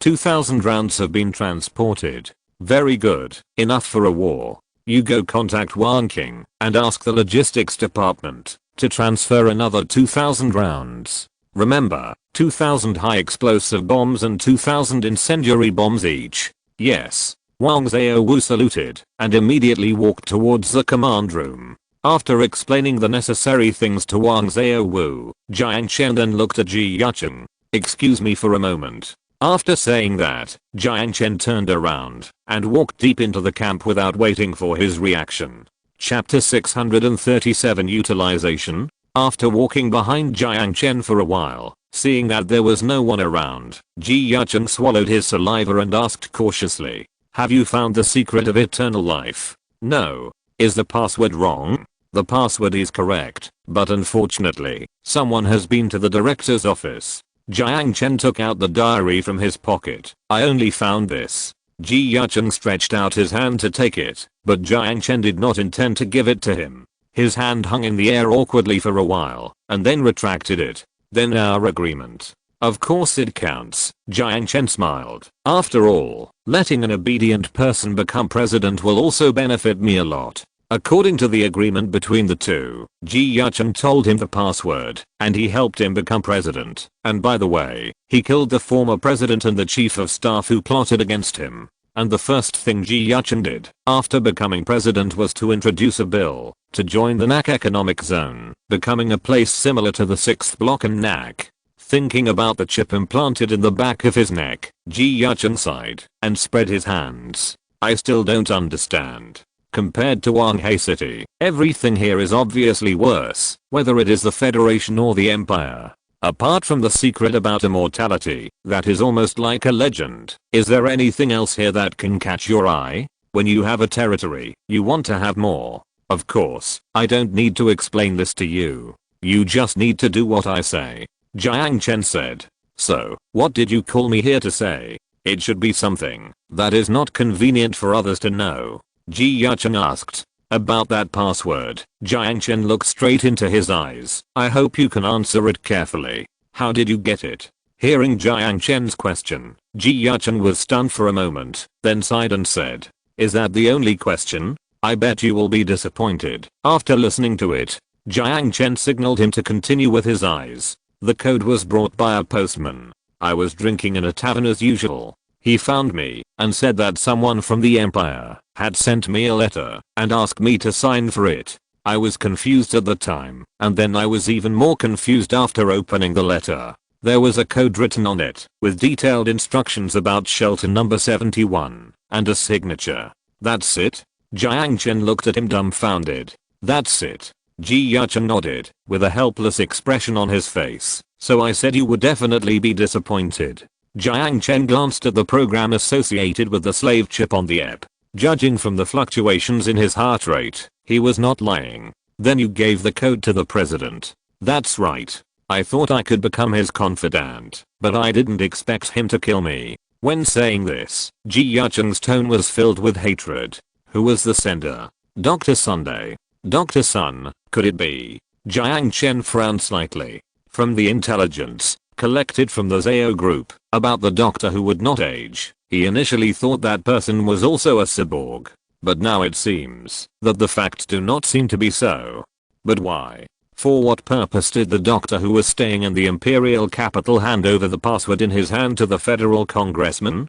Or, for what purpose did he want the people of the Federation to see the diary that was deliberately left behind? Seeing that Jiang Chen did not speak, Jiang Chen could not help but feel a little uneasy, secretly trying to figure out his thoughts.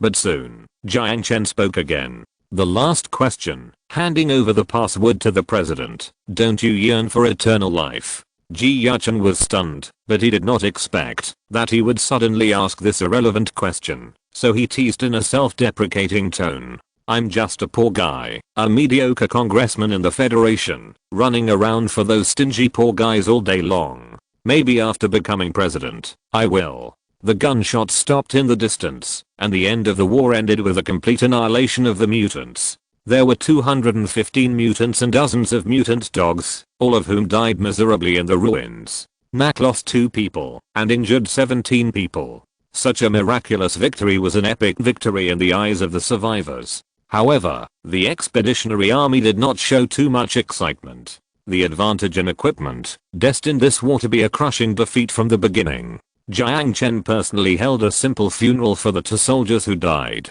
Their bodies will be mailed into coffins and transported back to Wanghai City by airship for burial. As for the injured soldiers, with the medical level of NAC, as long as the wounds are not missing arms and legs, they can be cured. In general, although the equipment of the mutants here is far behind those of the mutants in Jia City who are supported by the Church of Dusk. However, in terms of combat effectiveness, the mutants here are unexpectedly half a point stronger. The NAC researchers who went to Hangcheng with the army extracted blood and somatic cell samples from the bodies of these mutants and brought them back to the combat laboratory of the military outpost to identify the DNA and metabolic status of these mutants. The appearance of these mutants is quite different from that of Wanghai City.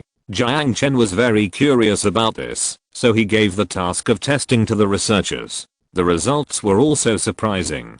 There were 6 pairs of chromosomes in the DNA of these mutants that were obviously different from those in Jia City. The FEV virus is also called the Human Gene-Directed Modification Virus. Its design concept is to allow the Pan-Asian people to evolve into new humans who are more suitable for harsh environments. However, the FEV plan has been resisted by the mainstream society, that is, the pure and upright faction since its implementation. Humans are destined to defeat nature, rather than compromise with nature and become monsters. So the research and development of the FEV virus was shelved, and it was not until the war that someone dug up these materials and restudied them. The FEV virus culture fluid that is currently flooding the wasteland is mostly an improved version of the original FEV virus. In the research institute, the researcher who was responsible for dissecting the mutant remains reported to Jiang Chen. Apart from the difference in appearance from the mutants in Wanghai City, are there any other differences? Jiang Chen asked. Of course. The researcher nodded. Except for their slightly weaker recovery ability, the mutants in Hangcheng also have extremely strong metabolic capacity. However, unlike the mutants in Jiaxi, their theoretical lifespan is almost 3 times that of the mutants in Jiaxi. 3 times?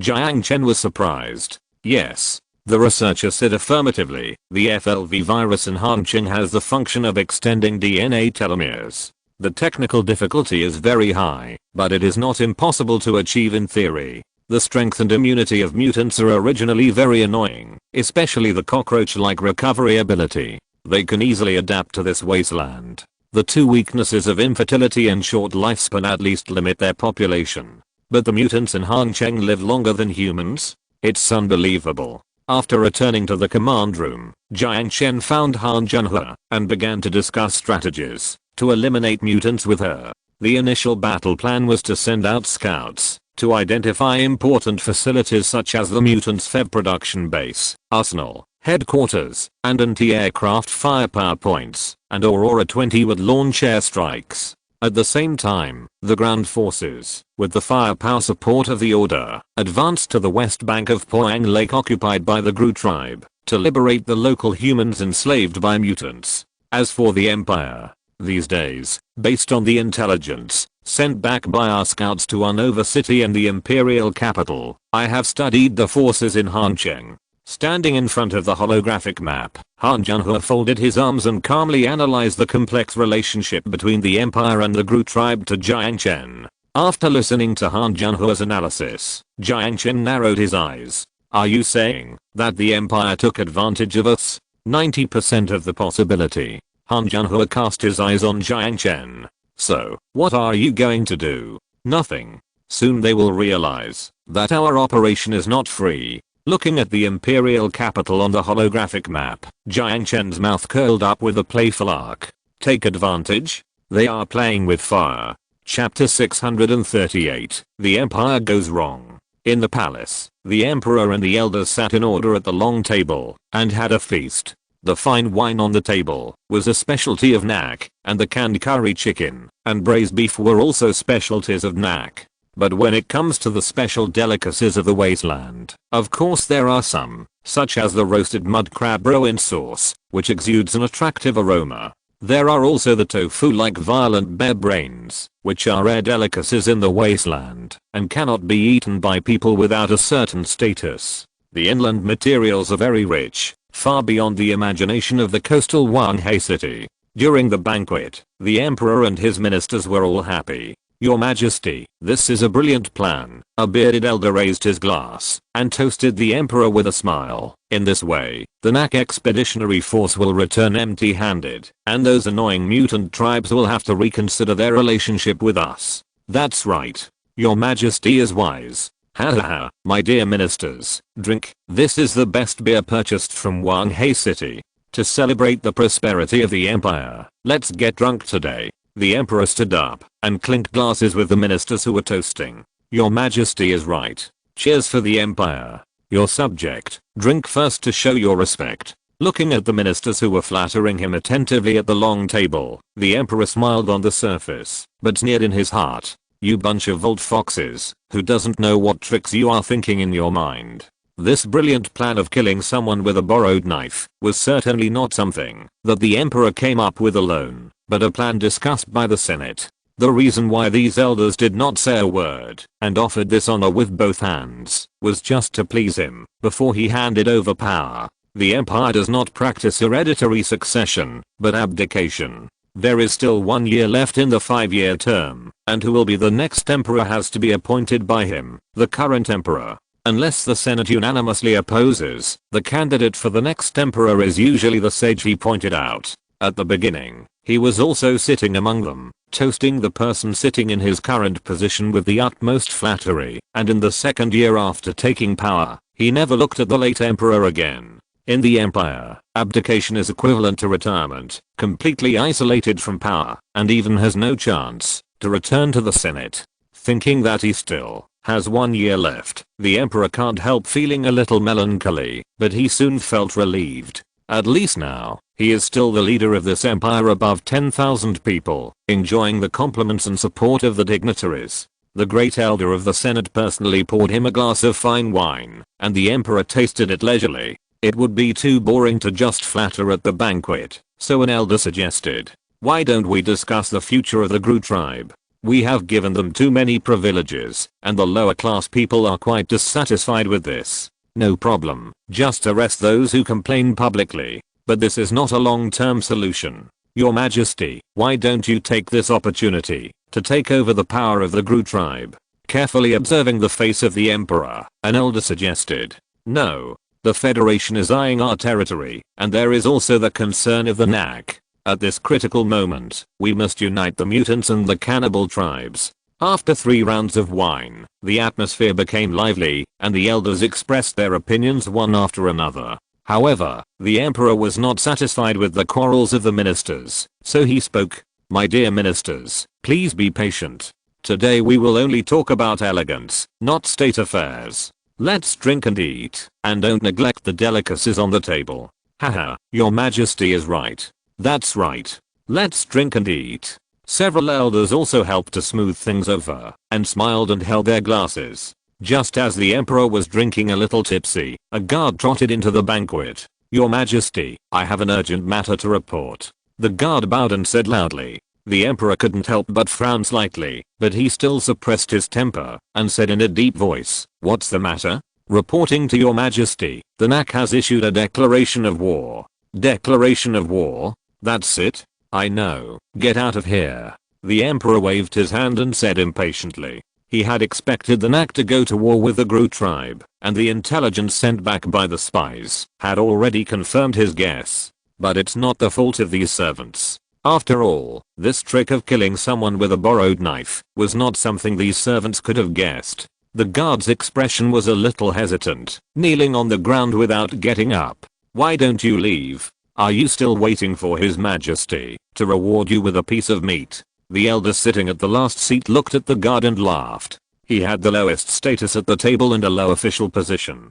He usually enjoyed teasing the lower class. He picked up a half-eaten chicken leg with chopsticks and threw it next to the guard. There was a burst of laughter at the banquet table. Seeing the people above him happy, the last senator was also quite proud. His drunken red face was laughing and looked very funny. The guard kneeling on the ground didn't pay attention to the laughter. He gritted his teeth and continued to report, "Your Majesty, Nak's declaration of war is not only against the Gru tribe, but also against our entire empire." The laughter stopped at the table. The smile on the face of the last senator also disappeared. With a bang, the wine glass fell to the ground, breaking the silence at the table. The Emperor stood up suddenly and stared at the guard crawling on the ground. The cold sweat that broke out immediately took away the drunkenness in his body. He trembled and said, What did you say? Nak declared war on the empire." There was an uproar at the banquet. "You must be kidding. How could they declare war on the Gru tribe and our empire at the same time? Too arrogant. They only have 1,000 people, and the supply line is more than 600 kilometers away. Send troops. Send troops. If we don't teach these arrogant country bumpkins a lesson, they will rebel." The old elders blew their beards and glared angrily. But that airship. Some elders were also very hesitant. What a joke. Such a big empire is afraid of their airship. With only 1,000 soldiers, we only need to mobilize a corps to easily destroy them. What about the Federation? What if they take the opportunity to attack us? There was a lot of noise at the banquet. The Emperor's face was wooden, and his tightly closed lips were pursed.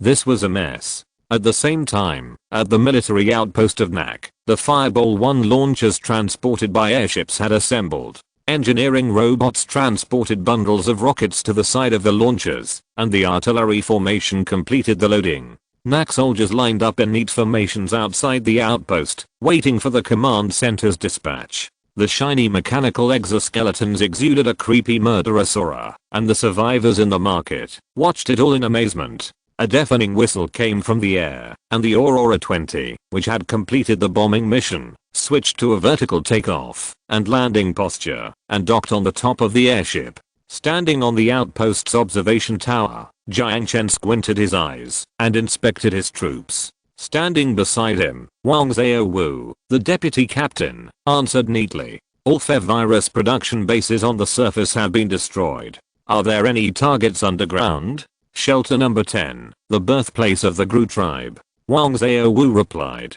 "Depth, 1,000 meters." Jiang Chen nodded. "Most mutants in the wasteland are infertile, and the FEV virus culture tanks are their eggs. As long as they are all destroyed, and the virus production data is deleted, the roots of these mutants will be cut off. If the emperor of the empire thought that Jiang Chen was just trying to teach those ignorant Gru tribes a lesson, then they were totally wrong. Mac had only one style for its enemies: to root them out. Chapter 639 Dr. Sun. It was a shabby clinic, located in the corner of the stadium, in a slum in the imperial capital known for its dirtiness and disorder. As soon as he entered the slum, Xiao Dongbao clearly noticed that the atmosphere here was obviously different from other places. People were dressed in rags, and worn shirts and trousers were hung crookedly on the cloths line above the alley, so that the alley, which was not illuminated by much sunlight, was even more shadowy. As he walked along, his right hand was always in his pocket, never leaving the handle of the pistol.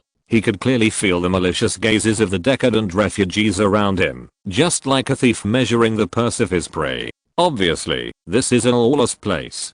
Compared with the 6th block, this place is simply a pile of shit. Xiao Dongbao cursed in his heart and stepped into the clinic. The person in charge of registration at the door was a spherical robot. Although he was a little interested in the workmanship of the robot, after hesitating for a moment, he finally restrained the urge to reach out and fiddle with it. "No 10, please wait in the rest area." A harsh metallic friction sound floated from under the metal shell, and accompanied by a sound like tearing paper, a piece of paper with the number on it came out of the mechanical mouth. Xiao Dongbao took the note, looked around the clinic, then walked to the rest area, sat on a bench and waited. There were quite a few people sitting in the rest area, most of them were in ragged clothes. There were many imperial people, and there were also many poor people. The cost of seeing a doctor at Dr. Sun's clinic was very cheap, so most of the customers here were poor people and some stingy lone travelers.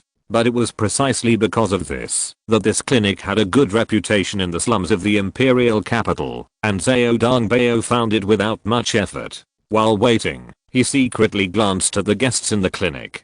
There were humans, mutants, and weirdos wearing cloaks who did not want to show their faces. The green-skinned big man in the front row took up 2 seats each, folded his arms and waited impatiently. His amber eyes really looked like Deathclaw, but they were not as ferocious as Deathclaw. Noticing Xiao Dongbao's probing gaze, the mutant immediately glared at him. Xiao Dongbao looked away calmly. In the Empire, any disrespect to mutants is punishable. They call it equality, although it is ridiculous to others, including most of them. There is no need to make trouble here, and these mutants will not make trouble for long. Thinking of this, he cast his eyes on the clock. Number 10. Finally, his name was called in the clinic.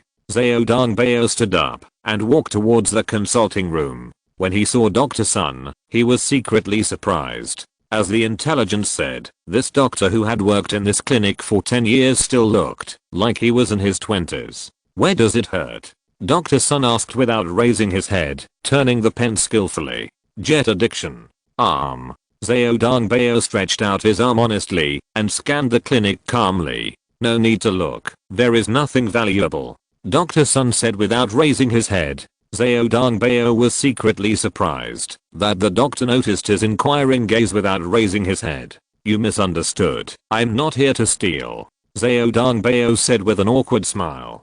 Dr. Sun stopped holding the detector and finally raised his head, looking at Xiao Dongbao with his indifferent ears and eyes. "Really? I hope you are here to steal something, not for any other purpose." Xiao Dongbao didn't say anything. Dr. Sun pointed the detector at his pulse and soon a set of parameters appeared on the screen. "Jetta has been addicted recently." "Yes. You don't need to take drugs just to see me. Drugs are in short supply in the wasteland. Even if your employer is rich, it is shameful to waste them." Dr. Sun threw the notebook aside. "Then, please explain your purpose." Seeing that he was discovered, Xiao Dongbao sighed helplessly. "Won't you prescribe medicine for me first?" A pack of addictive stop was thrown into his arms without any hesitation. Xiao Dongbao turned over the label and looked at the price. His eyebrows twitched. The price was 200 subcrystals. Good guy. He prescribed the most expensive medicine for him at once. "Go ahead," Dr. Sun said expressionlessly. "I was entrusted by someone, and I hope you can accompany me to a place." Xiao Dongbao tried to make his statement seem less suspicious, but in the end he found that no matter what tone he said, this sentence was no different from a kidnapping declaration. "What if I say no?" Zhao Dongbao glanced at the door cautiously, and after seeing that no one was eavesdropping, he spoke slowly. I'm doing this for your own good. Believe it or not, this place is going to be ruined soon. Dr. Sun was silent for a long time, then asked, then tell me why your employer wants to see me. Our leader suspects that you are a cyborg. Of course, this does not mean that we will harm you. As long as we confirm your program. Zhao Dongbao did not finish his words, but Dr. Sun laughed. Shrugging his shoulders, Zhao Dongbao did not care about his rude laughter, but cast an inquiring look at him. Go? Or not go? Is that what your leader told you?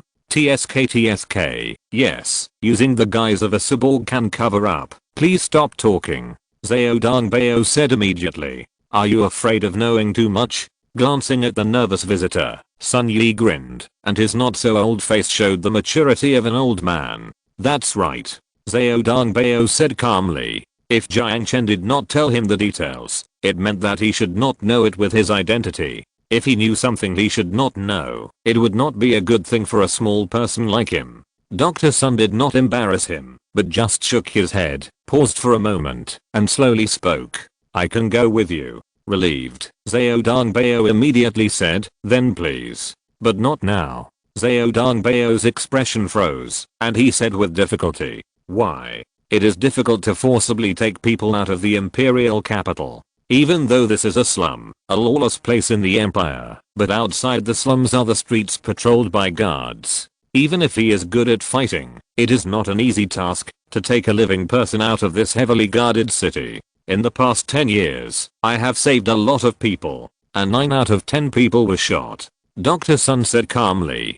To be honest, I have almost finished studying the treasure that your leader, or any powerful person dreams of. My original plan was to make this secret public, so that everyone can equally share this wealth gained by the blood of a small number of people. The wasteland will be able to quickly restore its population before the war. With the joint efforts of mankind, this wasteland will be better, more united, and more prosperous than before the war, and move towards a fascinating future together. However, when I woke up and walked out of the abandoned shelter, I suddenly changed my mind. It was not because of the desperate desolation, but something more desperate. Zhao Dongbao was very curious about what the secret was, but his dry throat could not ask. You plan to attack here?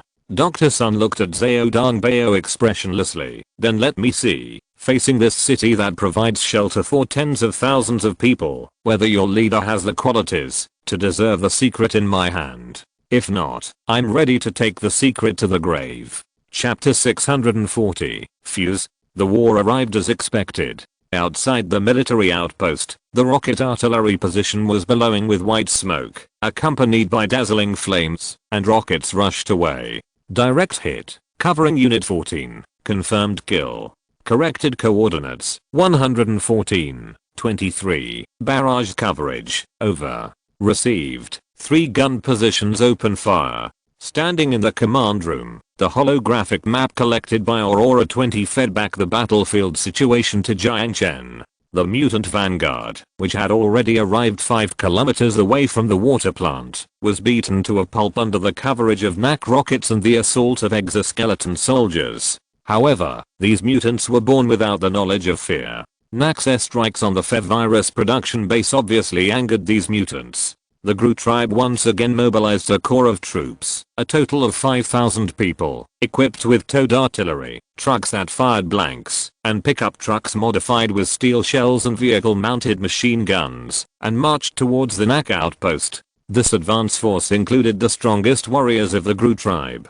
They included lead mutants holding power hammers, machine gunners wearing steel plate armor, and mutant dogs with nuclear bombs tied to their backs. However, the annihilation of the vanguard calmed the mutant commander down a little. Instead of calling on the soldiers to rush forward, they formed a loose formation, based on the city's terrain, and sent slaves and mutant warlords to launch several tentative attacks on the NAC outposts, but all failed. For some reason, the NAC did not show its full strength at the beginning, which made the mutant commander have the illusion that the two sides were evenly matched. However, the Empire did not have this illusion.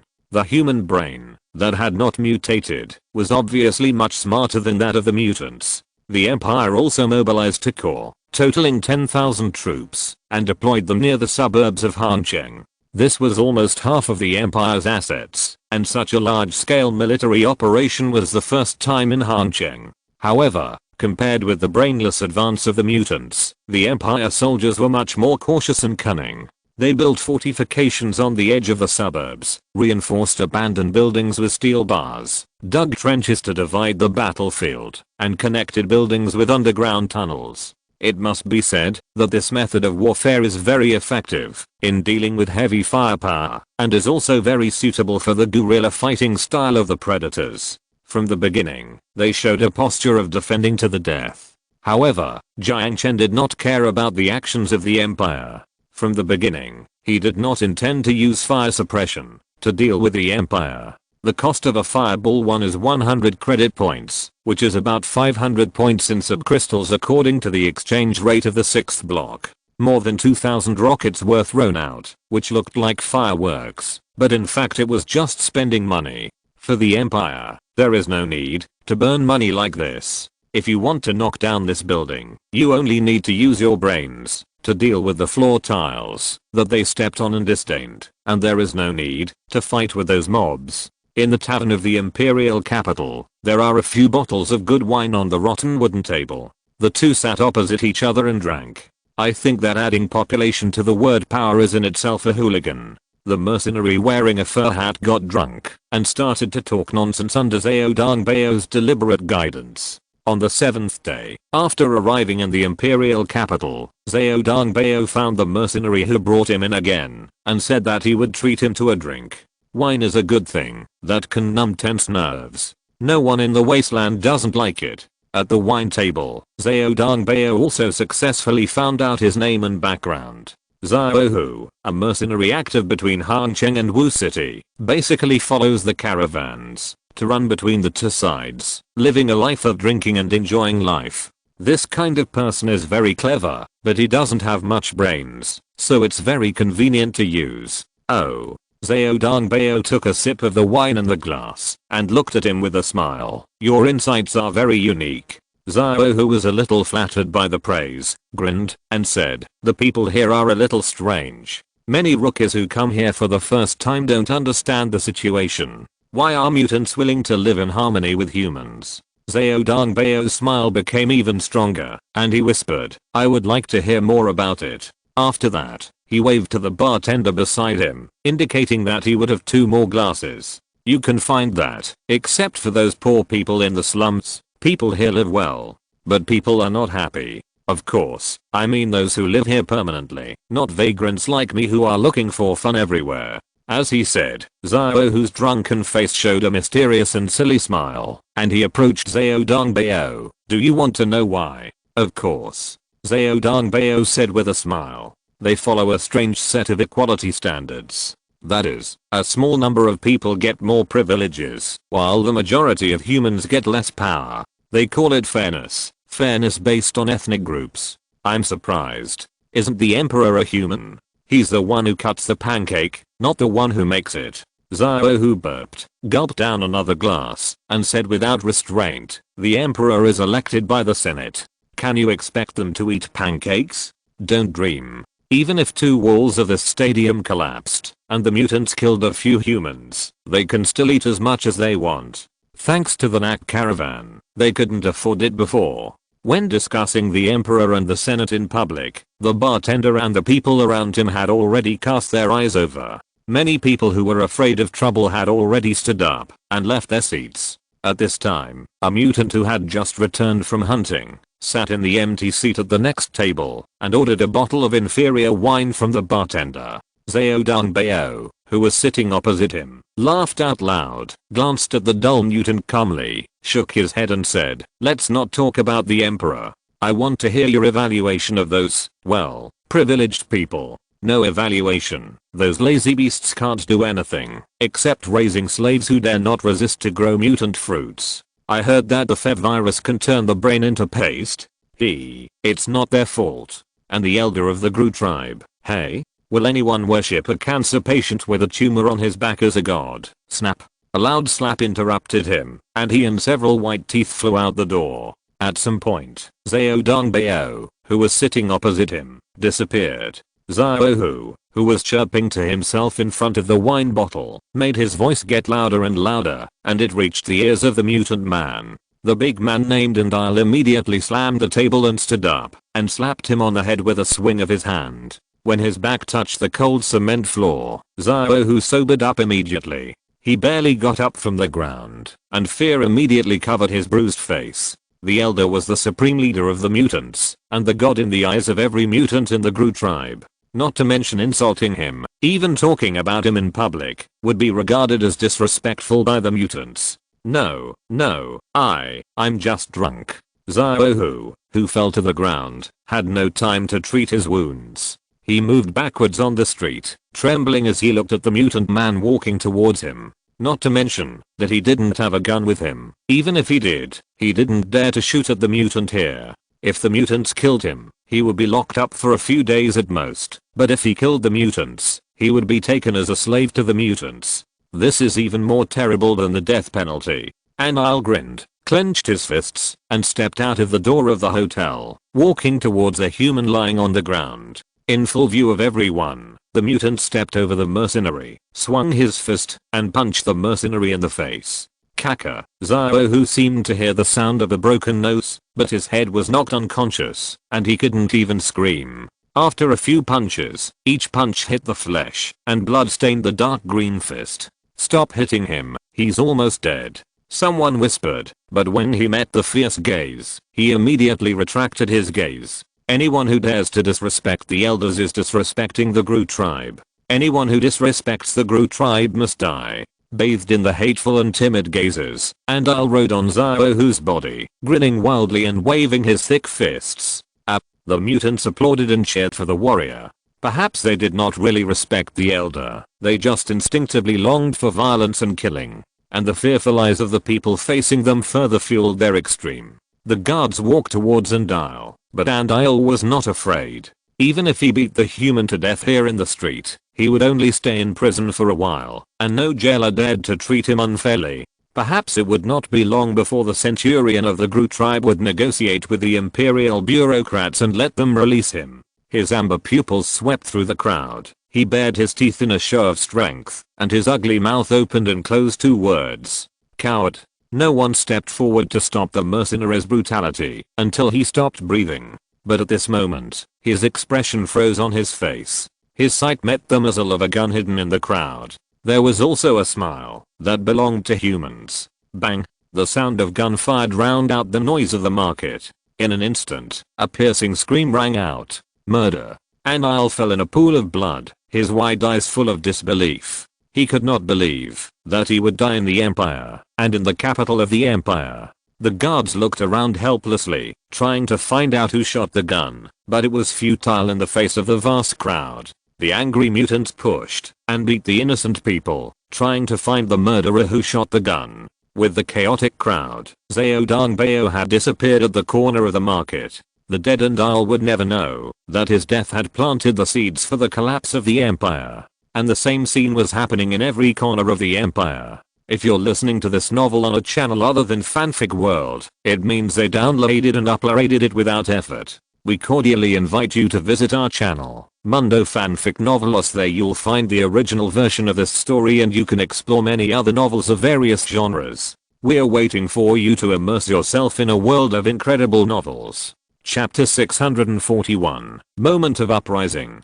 Inside the palace, the emperor sat on the dragon throne. His highness and his ministers stood on both sides of the aisle, and in the middle, stood a mutant wearing a deathclaw leather coat. In the mutant society, only the captain of 10,000 men is qualified to wear clothes made of deathclaw leather. Our people are fighting bloody battles with the Nak invaders. And your people, those cowards, are all hiding behind the bunkers. Is this what you call glory? The rude roar made the bricks and tiles of the palace tremble. The emperor sitting on the dragon throne had a livid face, but facing this rude green-skinned man, he couldn't say a word of offense. The prosperity of the empire needs the mutant as a vassal. The overall situation is more important. It is not time to fall out with the Gru tribe. The emperor told himself so, hiding his anger behind his black eyes, and said softly, I will urge the frontline legions to step up their offensive against the Nak. No need.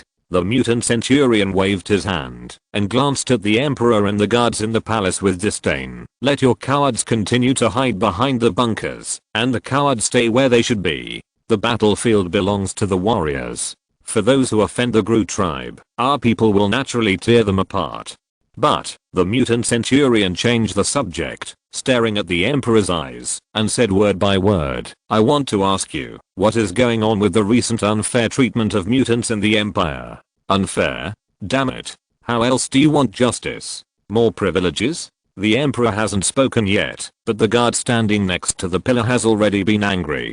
He has never seen such a shameless mutant. I will order the military police in the empire to track down the murderer. The emperor said.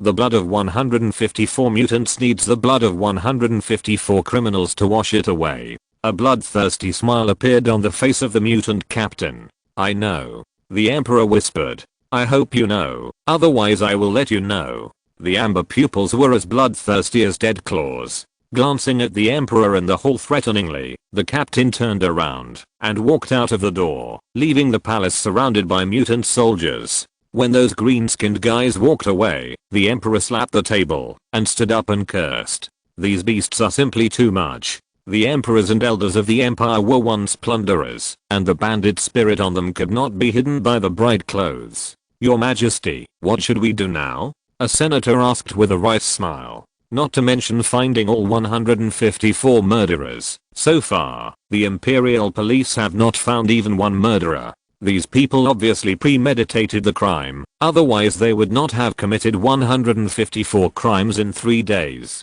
This is a conspiracy against the friendship between the empire and mutants. Anyone can easily see this, except for those simple-minded mutants. The emperor has never been so troubled by the intelligence of these beasts. They can be fooled by simple conspiracies to attack the Nak, and of course they can also be fooled by the Nak to stand on the opposite side of the empire. The atmosphere of silence lingered in the palace, and at this moment, someone from the Highness broke the silence. Your Majesty, I have a plan. An elder stepped forward and said with his hands folded.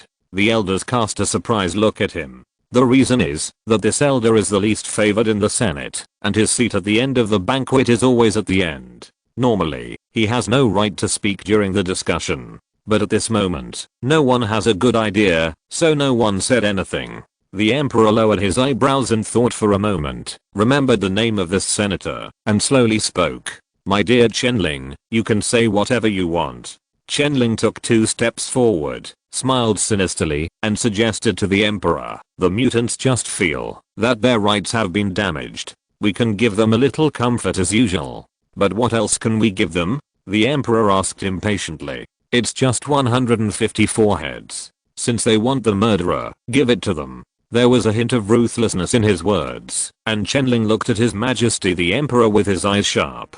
The Emperor frowned slightly, not understanding what Chenling meant. But then light flashed in his mind, and he immediately understood the deep meaning of his words. Anyway, with the IQ of mutants, they can't tell who the murderer is. In this case, why not just kill a few people and use the heads to appease them? Where can we find these 154 people? The Emperor tapped the armrest of the dragon chair with his fingers, as if talking to himself. With that sinister smile, the elder walked to the Emperor's side and leaned over to whisper in his ear. There are more than 10,000 slaves working in the Dangang plantation. The loss of more than 150 slaves is not a big deal at all. How long will this war last? Sitting by the wall and swinging her legs, Sun Jiao raised the telescope, looked at the invisible horizon, and said with boredom. In the distance, the sun was setting. Nak poured 1,000 high explosive bombs on the mutants' positions, pinning them down in the city. According to the casualty assessment reported by Aurora 20 Reconnaissance, 30% of the 5,000-man mutant corps had been lost, and all the armored units were destroyed by airstrikes. However, Nak still did not give them the final blow, but let them maintain the illusion that both sides were evenly matched. Before the signal of the Empire's collapse came, Nak needed them to continue to maintain their arrogant pride. Standing next to Sun Jiao, Jiang Chen studied her profile for a while. Sometimes, he felt that she really looked like her sister. Retracting his gaze, Jiang Chen cast his eyes into the distance. That depends on how well our stalker core does things. As he was talking, Han Jianhua climbed up the wall and walked behind him. 10,000 slaves in Dangang plantation have revolted. Hearing this long-awaited news, Jiang Chen's mouth curled up into a triumphant smile. Under the deliberate instigation of the Hunter Corps, the conflict between the citizens of the empire and the top leaders was finally pushed to the top. The bad idea of using slaves to fill the numbers was proposed by the elders bribed by Zhao Dongbao. When this news was made public among the slaves, even the most numb people could hardly restrain the anger rising from their hearts. At this time, they only needed someone to stand up and set an example. If someone stood up and gave them a few guns, they would naturally choose to revolt. There was no need for the NAC to send a single soldier. Very good. In that case, we should start to act here. Yes. Han Jianhua nodded, turned around and walked down the wall. Sun Jiao chuckled, stood up from the edge of the wall, patted the dust on her hands, turned around and looked at Jiang Chen. Is the fight finally about to start? Smiling, Jiang Chen raised his head and looked at the steel airship. Well, it's time to show our true strength. Under the afterglow of the setting sun, the hammer of order took on a bit of solemnity for the first time. Just like the baton of a band, it sounded the prelude to the end of this empire. Chapter 642, Hammer of Order. As long as they are human, they don't want to die. Slaves are no exception. Dangang, this place used to be an ecological park. Soon after the war, it became a mutant fruit farm, and later it became a plantation for slaves to work. Some of the people who work here are criminals, some are captured by looters, some are poor people who sell their labor, and some are simply because of debt. They can endure the labor in the plantation, and they can also endure the beatings and scoldings of the supervisors. After all, they are not slaves of mutants. As long as they work enough time, they can gain freedom and become free people. However, recently, a rumor has spread among the slaves. Mutants have been killed continuously in the empire. The empire is ready to use the heads of slaves to quell the anger of mutants. No one believed it at first. After all, it was too much. Although they were slaves of the empire, they were still the people of the empire. The empire has the right to take whatever they want from them, but it has no right to deprive them of their lives. This is the bottom line they can tolerate, and it is also the only bottom line for them to work hard and never complain. However, one evening, people from the imperial capital came and prepared to take away 154 slaves. It has to be said that the person who executed the order was very brainless. Now there are rumors everywhere. The news that the violent incident involved 154 mutants is known to almost everyone in the empire. Combined with the previous rumors, it is self-evident what the purpose of taking away 154 slaves at this time is. For a time, the people in the plantation were excited. No one wanted to die for such a ridiculous reason. So, under the instigation of the spies who sneaked into the plantation, a vigorous uprising began. The supervisors and guards had guns in their hands, while the slaves only had shovels and hoes, but it didn't matter. This was the end of the world. The rebels were divided into two groups. One group blew up a corner of the plantation wall, and the other group took hoes and shovels and ambushed on the patrols must pass road. How terrible zombies are at night. The survivors living in the wasteland will not experienced it. Even the death claws have to be afraid of the zombies, which will tear and bite all the living things they encounter. When the zombies broke through the wall, another group of people, after paying the price of more than 10 lives, used hoes and sickles to split the chest of the patrol guards. Picking up their guns, they began to attack the arsenal as planned. At this time, the plantation was in chaos. The guards rushed to the collapsed wall frantically, set up a defense line with barbed wire, and shot the zombies that entered the plantation with their rifles. In such a chaotic situation, no one noticed the patrol soldiers who were killed, and the arsenal that was broken by the slaves with rifles. The mobilized slaves rushed into the arsenal, and turned from unarmed mobs into fully armed insurgents, and began to attack the regular army of the empire. Faced with the anger of 10,000 slaves, the guards and overseers with a scale of only a few hundred people were like a small boat in the raging waves, and soon drowned in the hail of bullets and claws of the insurgents and the zombies. After a bloody battle, at the cost of more than 500 lives, the insurgents blocked the gap in the wall with barbed wire and trucks, and cleared the zombies that had entered the plantation. 431 heads were chopped off, including the official sent by the Empire to demand the release of the person. The Empire's flag was burned and replaced with the survivor's own flag. Like a spark, the rebellion in the Dangang plantation ignited the prairie fire of the split empire. Under the steel airship, the electromagnetic cannon named Hammer of Order was slightly lowered, pointing directly at the mutant's position. Suddenly, a blue arc jumped between the tracks, like a bright lamp, embellishing the darkness of the night sky. The mutant leaning on the bunker raised his head and cast a confused look at the unnatural light source. The NAC soldier, who was also crawling in the bunker, silently replaced the magazine for his rifle and opened the tactical image on his helmet. Firing coordinates corrected. Capacitors charged. Mass shells loaded. Fire. Following the order from Captain Jiang Chen, the gunner opened the safety and pressed the red button with his thumb. But, like the trembling of a cicada's wings, the harsh buzzing sound can be clearly heard, even if you are standing in the airship. Water molecules are electrolyzed, oxygen is ozonated, and the air near the electromagnetic gun ripples like water waves with the blue arc. Under the gaze of all the mutants, the dazzling blue light instantly lit up the night sky like daytime, and a beam of orange-yellow fire gushed out in an instant. Boom. The 100-kilogram mass shell hit the ground, and like a bullet hitting gel, it broke a cavity in the soil, and lifted everything on the surface into the sky. Dust rose up.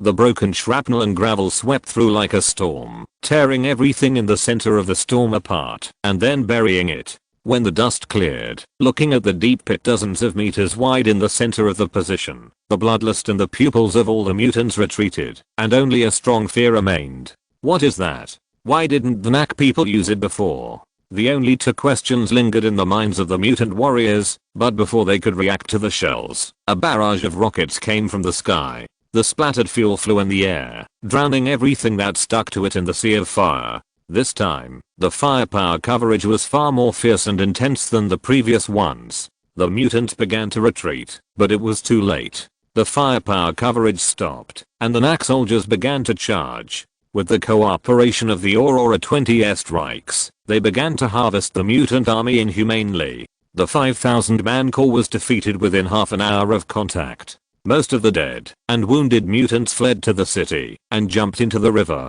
The scene was so miserable. At the same time, the pursuing troops happened to run into the second mutant corps that came to support, and the two sides launched a fierce exchange of fire in the jungle. Every 10 minutes, a 100-kilogram mass bomb was poured into the mutants' position. In order to deal with the terrifying heavy artillery fire and rocket coverage, the mutants had to disperse their formation. However, once the formation was dispersed, the mutants' numerical advantage disappeared in front of the NAC expeditionary force. Facing soldiers covered with mechanical exoskeletons and mutants wearing only bullet chains and animal skins, the battle situation they faced was almost a one-sided massacre. Kill them all. This was the only combat instruction from the command to the NAC soldiers on the front line. There was no mercy for the bloodthirsty mutants. NAC did not need mutant prisoners, nor did it have the manpower to detain mutants, so naturally there was no reason to accept surrender. When the sky turned pale and the light of the morning sun spread across the earth, the first thing that was illuminated was the bloodstains that dyed the soil of the eastern suburbs red, spreading from the ruins outside the vast water treatment plant to the west of Poang Lake. Chapter 643 The End of the Gru Tribe. While NAC was attacking the Gru tribe, the Imperial commander on the front line realized that their chance had come. The overwhelming rockets were indeed powerful, but no matter how powerful the firepower was, it was impossible to have unlimited power. The NAC expeditionary force had only a few thousand people, and the shortage of numbers meant that they could not divide their troops to fight on two fronts at the same time. However, just as they were preparing to attack the NAC outpost, bad news came from the rear. At this critical moment of resisting foreign enemies, a serious rebellion broke out in the Empire. In addition to the stadium named the Imperial Capital, almost all territories were ignited with the smoke of uprising. Among them, the Dangang plantation was the leader, and the scale of the uprising was the strongest. Those slaves not only captured the arsenal and executed the managers of the plantation, but also cut off the heads of the guards and the emperor's confidants and hung them on the wall. At the same time, the Federation pushed the mechanized corps to the Ganjiang River, ready to move in the face of the crumbling empire. The two sides have been fighting openly and secretly for several years. At present, the empire is facing its weakest moment in 20 years. The old enemy, the Federation, will naturally not miss this God-given opportunity. They have long coveted the vast territory and huge population of the empire. If they can annex the empire's territory and include the area east of the Ganjiang River in its territory, the Federation will undoubtedly become the most powerful force in the entire province. Faced with internal and external troubles, the Imperial Senate immediately ordered a return to defense. The two major corps of the empire had to give up the opportunity to attack the Nak outpost with hatred and withdrew from the fortifications they had built with great difficulty, turning their backs on the defeated mutant allies. On July 1st, more than half a month had passed since the Nak expeditionary force set foot in Hangcheng. However, it only took them one night, and the flag of order was flying over the land of the Gru tribe. With the support of rockets, the Nak army broke through the defense line of the Gru tribe. At the final decisive moment, both rockets and mass bombs had been exhausted, but it didn't matter if there were no support weapons at this time. The battle was decided. A total of 80,000 mutants, 50,000 of whom died under the coverage of incendiary bombs and high explosive bombs. The rest died, some escaped, and many fell under the airstrike firepower of Aurora 20. The mutant leader died in the battle. At that time, he rushed out of the shadows wielding a power hammer, trying to vent his anger with brute force. However, he was only good at brute force and failed to kill anyone, so he was beheaded by Li Wang, the captain of Jiang Chen's personal guard, with a dagger. The elders of the Gru tribe fled into the underground shelter with a group of confidants and a large amount of supplies, and locked the door of shelter number 10. Jiang Chen's order to the mutant leadership's cowardly behavior was also concise. There was only one word: bury. Jiang Chen had no interest in the technology related to the Fev virus anyway. Whether it was buried or destroyed, there was no difference in the results. And with the size of mutants, it was absolutely impossible for them to line the hibernation chamber. Even if the refrigerator in the shelter was filled with food, it would only be enough for them to eat for about 10 years at most. When the food ran out, there were only two endings for them: starving to death or dying from cannibalism. No matter which outcome, only despair and death await them. This can be regarded as a punishment for their atrocities under the arrogance of the empire for several years. The soldiers in power armor held the mini nuclear bombs seized from the Gru tribe and threw them all into the tunnel leading directly to the underground, and then Jiang Chen pressed the button to explode. The high temperature even melted the surface of the shelter gate. The flames spewing from the ground were like a volcano erupting, bringing rolling radioactive dust on the surface. The shock of the explosion shook the earth, and even the imperial capital, which was dozens of kilometers away from Poang Lake to the west, could clearly feel it. The 1,000-meter long tunnel was completely blown up, burying the shelter that stored the Fev virus data underground forever. Amid the cheers of the slaves, the Nak soldiers took over the mutants' territory. All 20,000 slaves were liberated, and the Gru tribe's territory was renamed Jinxi Lake Farm and designated as Nak's economic zone in Hangcheng. All free people can voluntarily join the Nak. After registering their identity information, they can obtain household registration and receive the nutritional supplement subsidy issued by the Nak, waiting for the next arrangement. In order to facilitate management, under the instructions of Jiang Chen, Wang Xiaowu selected about 500 militiamen from the villages that first joined the Nak near the water treatment plant. Under the leadership of a small number of Nak 3rd Corps soldiers, they maintained order in the Jinxi Lake Farm and distributed nutritional supplements in an organized manner. The raw materials for these nutritional supplements were already made, and there was a backlog of mutant fruits in the mutants' warehouses, so Jiang Chen didn't feel bad at all for the consumption of 20,000 nutritional supplements that day. Some of the land that had already been planted with mutant fruit trees was all given to the slaves by him. Although they are also planting mutant fruits, these free people who have obtained land are obviously more motivated. After all, they used to work for mutants, and now they work for next month's lunch. The tents of the elders of the Gru tribe have been flattened, and the engineering robots of NAC have rebuilt a cement command post on the spot. At this moment, Jiang Chen is standing in the command post, discussing the next plan with Han Junhe. The First Army of the Empire is confronting the Federation at the Ganjiang Bridge. Judging from the artillery deployment of both sides, it is very likely to develop in the direction of military conflict. While we are fighting the Empire, we are reaching out to pick fruits. The Federation has a good plan. In addition to confrontation, don't they have any other actions? Jiang Chen didn't seem to be worried, but smiled and said, "No." Han Junhe shook his head. "They should be waiting for us to rest. Then while we are beating up the Imperial Army, they will stab the Empire in the back." Han Junhe nodded, a rational light flashing in his calm eyes. "That's right. So what is your suggestion? If the Marshal intends to incorporate the Federation into the NAC's territory, then no matter how much flesh they cut from the Empire, it will not actually have any impact on us." Han Junhe said. "That makes sense." Jiang Chen raised a smile and asked another question. "What about the movements of the other 3 corps of the Empire?" The 3rd Corps of the Empire returned to defend the Imperial capital, while the 4th Corps was shrinking its defense line while clearing out the local insurgents. The 2nd Corps advanced to the Dangang plantation, besieged the insurgents occupying the area, and used heavy weapons such as infantry guns and mortars. However, due to objective reasons such as the high density of zombies and alien activities nearby and the shortage of heavy weapons and ammunition, the siege caused considerable casualties to the insurgents, but did not undermine their defense. The insurgents who held onto the area asked us for help via the radio.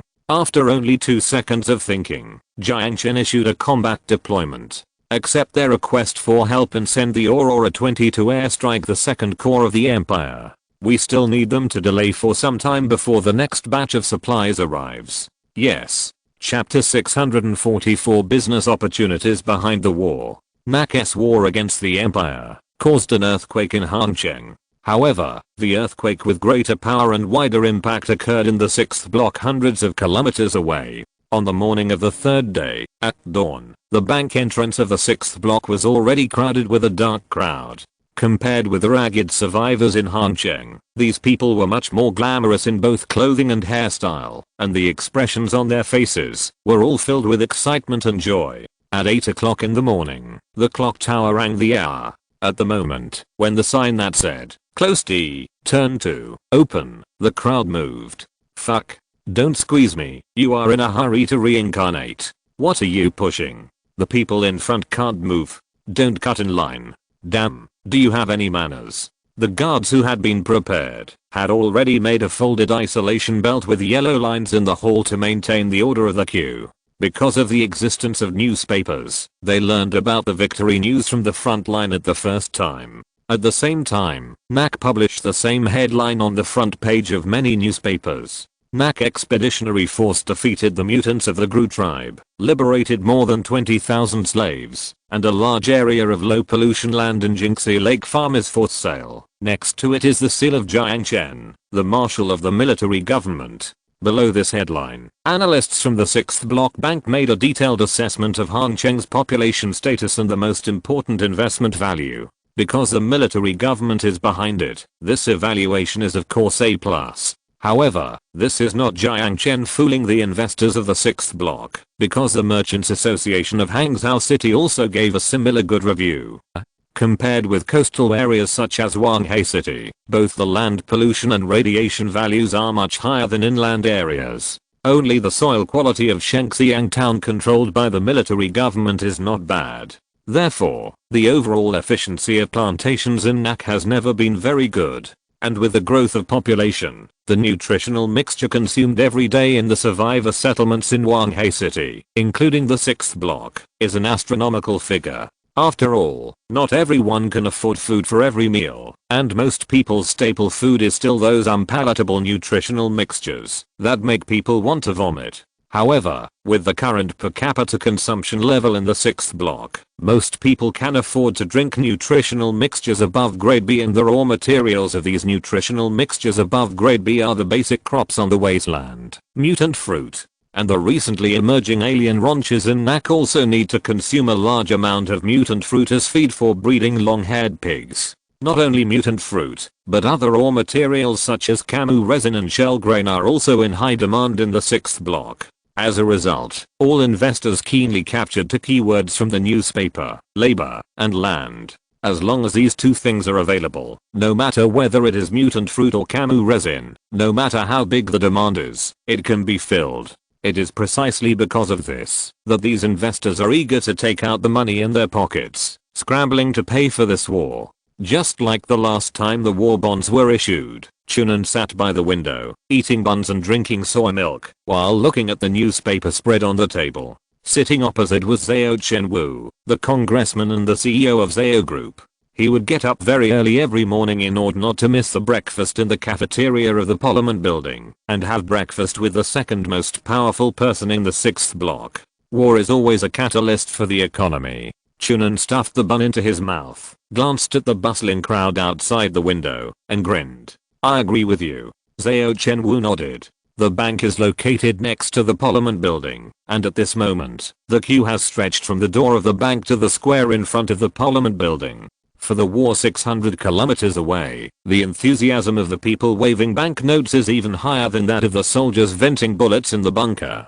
The war against the Gru tribe consumed bullets, shells, rockets and various supplies, costing a total of 1 million credit points. However, the war was only 2 days after it ended, and more than half of the cost of 1 million credit points was recovered. No, it even made a little money. With the money from investors, NAC will be able to place more orders with military factories. At the same time, investors who invested in Hangqing will invest more credit points to build farms and factories in NAC's colonies, contributing to the prosperity of NAC.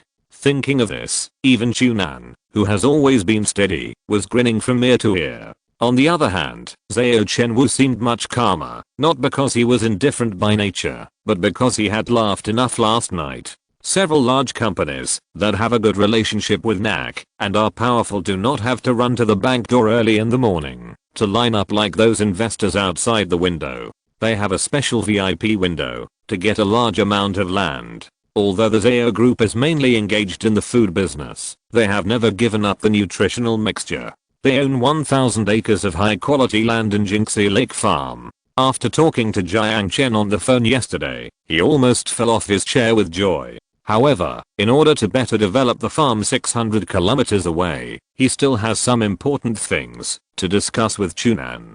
Speaking of which, this airship is really a good thing, Zhao Chenwu said with emotion as he looked at the crowd outside the window. If this thing can be used for commercial transportation, we don't need to fight with those predators along the way. Chunan couldn't help laughing when he heard Zhao Chenwu's words. He has been working with this guy for a while, so he can't guess what he is thinking. Although this old fox's eyes are looking out the window, his attention is always on him. Okay, you know helium is not easy to make. Before the military demand is met, we have no plans to release the production of private airships. Zhao Chenwu didn't feel embarrassed when Chunan saw through his thoughts. He just laughed and asked shamelessly, what about hydrogen? If there is no helium, we can use hydrogen. Anyway, we are floating on the clouds, and the probability of accidents is not that high. I can order a few hydrogen airships for my own use. Hydrogen airships are a bit dangerous, but considering the cost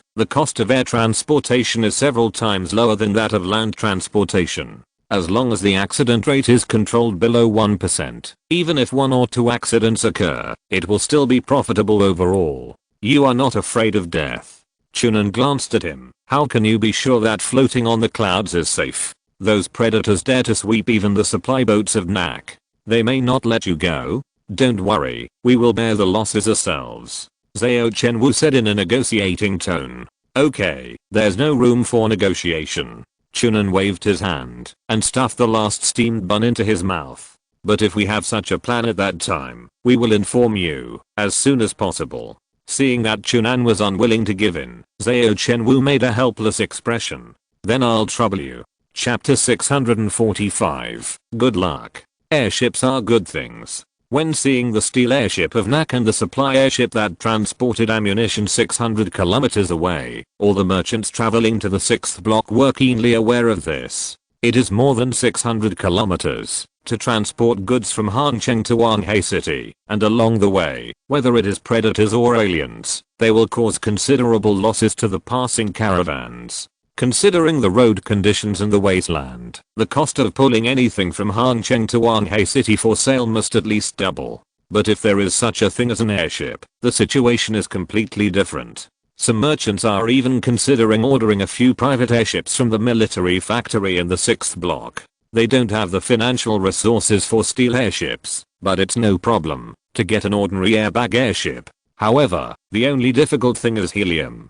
Although this thing was not in short supply before the war, because of the nuclear fusion power station, it is harder than climbing to the sky to get some helium now after the war. Helium is not available, and airships made of hydrogen are too dangerous, so this idea has to be abandoned. In NAC, helium is a strategic reserve resource. Fortunately, the United States in the present world is selling helium in large quantities. As a strategic reserve for airships, the helium reserve built by the United States in 1925 accounts for 30% of the world's helium reserves. However, as airships have almost withdrawn from military use, this reserve consumes a large amount of maintenance funds every year, so Congress has made a resolution to sell all helium before 15 years. This resolution also makes helium in the international market extremely cheap, far less than 20 times its actual value. It is precisely because of this that Jiang Chen can easily get a large amount of helium to subsidize production in the end of the world.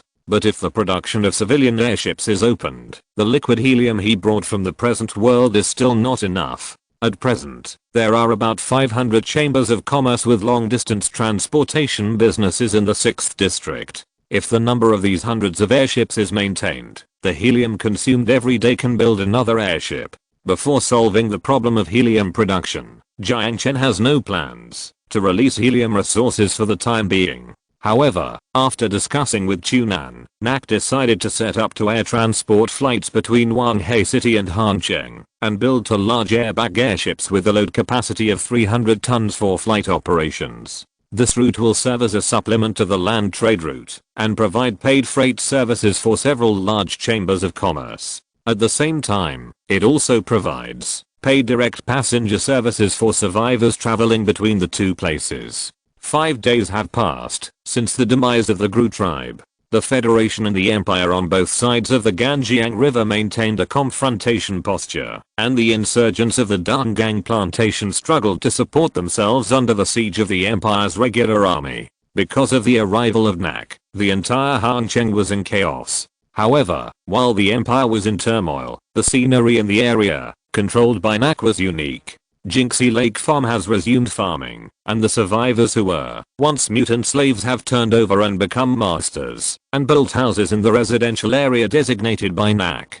In the farm, you can occasionally see businessmen in suits and leather shoes walking around accompanied by several mercenaries. Most of them were investors in the 6th block, who were lucky enough to buy land from the bank. Almost as soon as they got the land certificates, these businessmen could not wait to board the newly opened airship flight and rush to Hancheng, 600 kilometers away. Cement, steel, graphene tubes and other building materials were also brought here. The walls of Jinxie Lake Farm were reinforced again, and a small market rose from the ground. The seeds of order have been sown, and I believe it will not be long before this place will usher in the sprouts of prosperity. While Jinxie Lake Farm was undergoing drastic reconstruction, the overwhelmed empire finally sent an envoy to Jiang Chen to express the emperor's desire for peace. However, how could Jiang Chen, who was in an advantageous position, agree? Let your emperor come to see me, maybe I can keep his palace and let him continue to be his local emperor in that stadium. Otherwise, let him fend for himself. Facing the envoy who knelt on one knee, Jiang Chen said so. If the emperor of the empire is sensible enough and agrees to voluntarily join the banner of NAC, it would be fine for him to continue to be the emperor. Although he could not enjoy the treatment of being above 10,000 people as before, he could still spend the rest of his life peacefully. Unfortunately, both the Senate and the emperor were extremely angry about the arrogance of the NAC marshal. This bunch of rats is simply too much. The emperor threw the cup to the ground and stood up and cursed. Your Majesty, calm down. As long as we mobilize the army of our empire, we will be able to eradicate these foreign bandits. That NAC marshal is too arrogant. Do you really think that there is no one in our empire? But the army of the Federation is still on the other side of the river. Someone who understands whispered a reminder. As soon as these words came out, the indignant elders in the palace were like deflated balls, unable to say a word. Yes, the threat faced by the empire is not only from the east, but also from the Federation west of the Ganjiang River. After losing the vassal of the Gru tribe, the empire itself was already at a disadvantage when facing the Federation, and now it is facing the threat of NAC. The terrifying firepower advantage really made people lose the courage to fight. The emperor sitting on the dragon throne remained silent, looking at the elders with a sullen face. These useless people were smarter than monkeys when discussing how to spend the treasurer's money. They did the tax accounts better than anyone else, and were no less cunning in their schemes. However, at this critical moment, they were more cowardly than each other. Speaking of which, where did Chenling go? At this time, an elder suddenly spoke up. As soon as this was said, the palace suddenly became lively again. Yes. Where did that idiot go? Why didn't I see him? Catch him. If it weren't for that idiot's bad idea, Artakor should still be fighting with the NAC people on the front line, and they wouldn't be dragged to the Dangang plantation and couldn't leave. That's right. Really unable to think of how to solve the difficulties at hand, these elders focused all their attention on passing the buck. Even though they knew that this was meaningless to save the empire from defeat, this was the only thing they could do at the moment. Listening to the words of the elders, the emperor felt more and more that it was indeed the case. If Chenling hadn't suggested to him that he take the heads of the slaves in the Dangang plantation to appease the people of the Gru tribe, how could it have evolved into the current situation? And he didn't come to the palace to discuss matters today, and he must have realized his sin. The emperor looked at the chief guard beside him with a gloomy face. Pass my order to arrest Elder Chenling, and his wife and daughter will be reduced to slavery. Yes. The chief guard nodded and walked towards the hall. However, at this moment, a familiar voice came from the door. Don't bother, I'm right here. Elder Chenling was standing at the door. Next to him, there was a person who was familiar to everyone present, the commander of the 3rd Legion of the Empire, Wen Biao.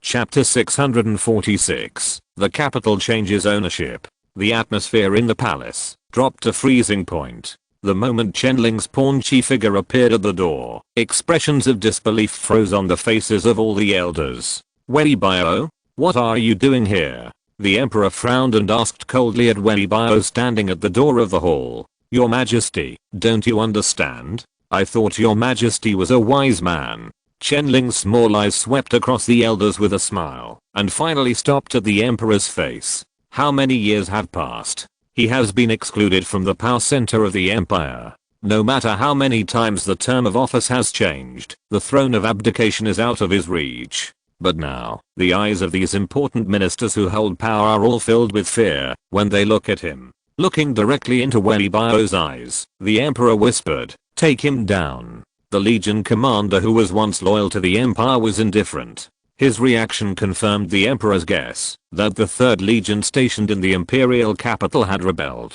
This brave and combative legion was once the pride of the empire. However, the emperor never expected that the legion commander appointed by him would be standing here at this moment. The emperor's throat was a little dry, but he finally squeezed out 3 words. Why? Invincible. Wen Biao's answer was also 3 words. As a former Pan-Asian cooperative soldier, he had a better grasp of the battlefield than everyone in the palace. When he saw the overwhelming rockets, he already understood that this war was an asymmetric war from the beginning. The only chance for the empire to win was to launch a general attack on the military outposts of NAC, while NAC was pouring ammunition on the Gru tribe. However, the smoke of the uprising ruined the empire's last luck. The slaves of Dangang plantation rose up, and the 2 frontline corps had to return to defend. The Federation took the opportunity to move, stationed troops west of Ganjiang River, and tied down the Empire's 1st Corps. The Empire had missed all the time to attack the NAC outpost. When the NAC rocket launcher was resupplied and the electromagnetic gun mass bullet was reloaded, facing the NAC with an absolute advantage in firepower, the 3rd Corps stationed in the Imperial capital was just waiting to die. If they wanted, it would only take 1,000 incendiary bombs to destroy the entire imperial capital. Wei Biao believed that they still had this amount of ammunition. Just because of this, the emperor said with difficulty. Wei Biao no longer looked into the emperor's eyes, but lowered his eyebrows. Your Majesty, please abdicate. What if I say no? The emperor narrowed his eyes and gestured to the guards beside him. Sorry, I just want to live with my brothers. Wei Biao raised his head and put his hands on his waist. The emperor's pupils shrank sharply. Behind Wei Biao, with murderous aura all over his body, the soldiers with guns stepped into the palace. The gunshots lasted for about 10 minutes, and blood soaked the carpet of the palace. The guards and soldiers engaged in a fierce exchange of fire, but the outcome was obvious. The gap in numbers could not be simply made up by gun skills. When the gunshots stopped, all the elders died under the guns of the soldiers of the 3rd Legion. The emperor, sitting on the dragon throne, stared blankly at everything happening in front of him, unable to say a word. Wei Biao and Chen Ling struggled about how to deal with the emperor. Wei Biao wanted to spare the emperor's life, but Chen Ling took out the pistol hidden in his pocket and shot the poor old man sitting on the throne himself. Seeing that the emperor was dead, although Wei Biao was dissatisfied with Chen Ling's approach, he had to give up. The Third Army blocked the palace, and the emperor's sudden death did not cause any ripples in the turbulent empire. After blocking the news, Chen Ling immediately found Zhao Dongbao and conveyed his surrender to Nak through him. An hour later, until the steel airship of Nak dominated the sky above the imperial capital, the people of the imperial capital realized, this day has changed. Is this the imperial capital? Standing on the pod of the order, Jiang Chen overlooked the stadium covering an area of more than 10 square kilometers. The center of the stadium was covered with concrete buildings and simple shacks, and narrow paths were intertwined in the buildings. Yes, this is the imperial capital. Standing next to Jiang Chen was Wang Xiaowu, looking at the palace above the stands, with a hint of ridicule in his words. The lifting platform pulled by the graphene cable fell. Bathed in the fearful eyes cast from all around the square, Jiang Chen led a dozen soldiers in power armor and stepped into the center of the Imperial Square. The 3rd Corps of the Empire had already surrendered to the Nak Expeditionary Force that landed first. The 11 survivor settlements of the Empire were designated as Nak's economic zones. They were managed by the elected government, and the Nak sent executive officers to supervise and control the defense of the settlements. When Chen Ling, who was waiting in the square, saw Jiang Chen, his eyes lit up, and he immediately greeted him with a flattering smile. I'm Chen Ling, and I have been waiting for the marshal for a long time.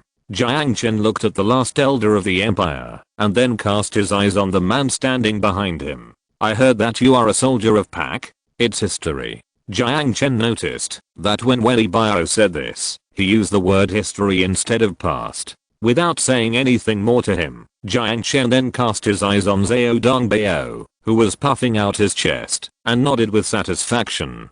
Very good, your contribution this time is not small. It's the marshal's good cultivation, Zhao Dongbao said with a red face. With such a high evaluation, the reward of promotion is definitely inevitable. In his excitement, Zhao Dongbao did not forget to flatter me. Okay, don't flatter me. If you have nothing else, go on the boat first. Your reward will be together with the soldiers of the Expeditionary Army. Thank you, Marshal, Zhao Dongbao said happily. Being left aside by Jiang Chen, Chen Ling couldn't help but feel uneasy. When Zhao Dongbao found him, he promised with all his heart, if you follow the instructions of Nak, you will be rich and prosperous when you conquer the capital of the empire. Now the capital is included in the territory of Nak, but when it is time for Nak to fulfill its promise, Chen Ling is a little unsure. Just when he was hesitating whether to remind Jiang Chen not to forget him, Jiang Chen cast his eyes on him with a playful smile on his lips. It seems that you are the last elder of the empire. Marshal, you are joking. Chen Ling bent his waist and smiled awkwardly. The empire is already crawling at your feet. How can there be a senate? Jiang Chen smiled at the flattering attitude of the elder and said, of course there must be a senate, but from now on, you are working for me. Reporting to the marshal, the other elders are dead, Chen Ling said cautiously. Dead? Jiang Chen was stunned and cast his eyes on Wei Biao. Died from resistance. Wei Biao answered briefly. Chapter 647, The Court of Civil and Military Personnel. All dead. This was beyond Jiang Chen's expectation. He had originally planned to pick out a few elders who had turned from darkness to light and let them help him continue to manage the affairs of this gymnasium, but he didn't expect that they were all dead. Jiang Chen looked at Chen Ling meaningfully. The half smile made Chen Ling dare not look up at him. Mr. Chen is decisive and has good methods. Cold sweat ran down his forehead, and Chen Ling said timidly, I dare not. Okay, let them die. Jiang Chen waved his hand. Hearing Jiang Chen say this, Chen Ling finally breathed a sigh of relief. Killing all the elders and emperors of the previous dynasty was his little trick. Only when the high-ranking officials of this empire died, his importance could be highlighted. The only thing he was worried about was that Jiang Chen had an opinion on his approach, but now it seems that, although the NAC Marshal saw through his little trick, he didn't care. After pondering for a moment, Jiang Chen asked casually, how many people are there in this imperial capital? 43,510 permanent residents and more than 3,000 floating population. Chen Ling answered immediately. Fiscal surplus last month. 90,000 subcrystals. I didn't expect you to be familiar with the situation in the empire. You didn't guess it at the last minute, did you? Jiang Chen glanced at him in surprise. Chen Ling chuckled and said in a flattering tone, how dare I lie to you? Very good. It seems that you are not a fool. With a smile on his lips, Jiang Chen nodded. In that case, are you interested in working for me? Hearing this, Chen Ling was overjoyed, and regardless of the looks of others, he immediately kowtowed to express his gratitude. Don't be happy yet. Without letting him get up, Jiang Chen looked down at him with a smile. I know all your little tricks. You should also know what will happen if you use those little tricks in places where they shouldn't be used. Hearing Jiang Chen's words, Chen Ling immediately bowed his forehead to the ground to show his loyalty. If Chen Ling dares to have any disloyalty, he will be punished by Ling Qi. Jiang Chen said softly, looking at Chen Ling who was bowing down. Remember what you said today, get up. Thank you, Marshal. Although Chen Ling's character is questionable, he still has some talent in management. Jiang Chen sent people to check the household register and treasury accounts of the empire, and the data on them are almost the same as what he said. As long as the dog chain is tied, it's okay to use such a person. After all, it's not a moral model. On the way from the square to the palace, Chen Ling fully utilized his talent as a lackey, nodding and bowing behind Jiang Chen. However, Jiang Chen was not interested in his flattery. He simply asked a few questions about the general situation of the empire, and then shut up this guy. When he stepped into the palace, he saw that the officials of the empire had already filled the palace. Looking at these obedient officials, Jiang Chen frowned slightly, tilted his head, and asked Chen Ling, how many officials are there in this empire? Reply Marshal. Officials are from 1 to 5 grades. Each grade is divided into 5 levels. A total of 527 officials. Damn. So many? Jiang Chen estimated that 1 out of every 100 people in this empire is an official, not counting some petty officials. Sensing the puzzlement on Jiang Chen's face, Chen Ling hurried forward and whispered in his ear. The bureaucracy of the empire is huge, and the Senate has had a lot of headaches about this in the past. However, these people are more or less related to the Senate, and everyone sees each other every day, so no one is embarrassed to mention layoffs. So naturally, the number of officials in this empire is increasing, and many things are split into 5 tasks and assigned to 10 people to do. There are too many people. Lay off a group. Jiang Chen waved his hand and said impatiently. Unlike Chen Ling's cautiousness, Jiang Chen did not control his volume when he spoke. That is why, after hearing what he said, the faces of the officials in the palace suddenly froze, and dissatisfaction was written on their faces. Chen Ling smiled bitterly, but Jiang Chen didn't care about their little thoughts, and walked directly to the seat in front of the hall. Sitting on the dragon chair, Jiang Chen felt the feeling of being an emperor for a while, then looked at the officials and said, is anyone dissatisfied with me sitting here? Nonsense. Who dares to say it out loud? If there is dissatisfaction? The officials lowered their heads and didn't say anything, but they cursed in their hearts. Very good. It seems that no one is dissatisfied. Jiang Chen leaned back in his chair and squinted his eyes at the officials below. The emperor of this empire really knows how to enjoy himself. Not to mention that this dragon chair is much more comfortable than the wooden chair in his marshal's office. Overlooking the officials in this high-ranking attitude, the taste of power is really intoxicating. Clearing his throat, Jiang Chen spoke. Chenling, the official list. Chenling hurried forward and respectfully handed over the tablet computer in his hand. Although the empire's technology was backward, it had at least achieved information management. The names and ranks of all officials were registered on the palace's server, and the person who obtained management authority was responsible. Usually this person was the emperor. If the emperor died, the second-ranked elder would be given the authority. The emperor was dead, and Chenling was the only elder left. Naturally, the management authority of the server data was passed to Chenling. Now that Jiang Chen reached out for it, Chenling naturally handed it over with both hands. After taking the tablet, Jiang Chen saw that the roster had been opened on the main interface, so he flipped through it. Yang Liang. Here. An old official stepped out of the queue and bowed to Jiang Chen. You are in charge of the city gate tax, right? Yes. Yang Liang said timidly. From now on, the Qingshan Stadium will not collect city gate tax. You can go home. Jiang Chen said casually. With a plop, the middle-aged Yang Liang knelt on the ground, and tears rushed out of his eyes. Your Majesty, the city gate tax is a lucrative position. Every day, hundreds of people in the empire enter and leave the city gate, and everyone who enters the city has to be taxed. Although 2 subcrystals are not much, at least 2 or 3,000 subcrystals will be collected in a day. No one will pay attention to it if he cuts off 1 or 200 subcrystals from it to supplement the family expenses. Jiang Chen's move simply cut off his source of income. Your Majesty, call me Marshal.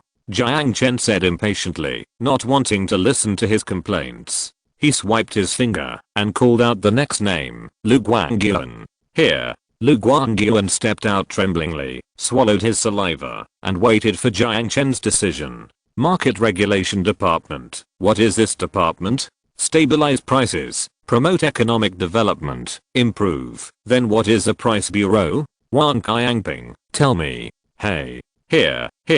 Wang Qiangping hurried forward and responded with cold sweat. Jiang Chen used his eyes to signal him to speak. Stabilize prices, promote economic development, coordinate. What's the difference? Jiang Chen said impatiently. This. Marshal, listen carefully, the last 2 words are different. Wang Qiangping said timidly, his little eyes staring at the ground and moving constantly.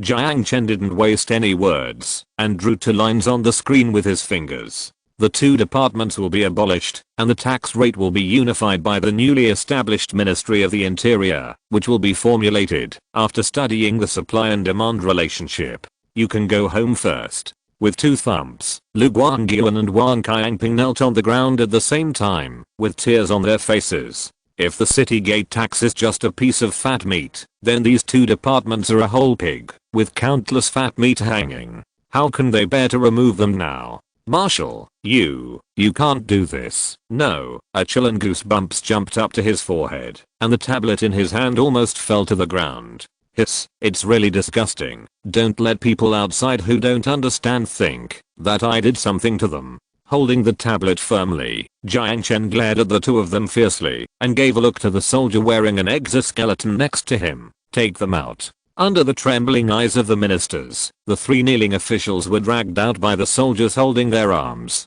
Dissatisfied? Everyone will be dissatisfied. The cake was taken away, which was simply a naked robbery for these people. But facing the black muzzle of the gun, no one dared to say a word. If you're listening to this novel on a channel other than Fanfic World, it means they downloaded and uploaded it without effort. We cordially invite you to visit our channel, Mundo Fanfic Novelos. There you'll find the original version of this story and you can explore many other novels of various genres. We're waiting for you to immerse yourself in a world of incredible novels.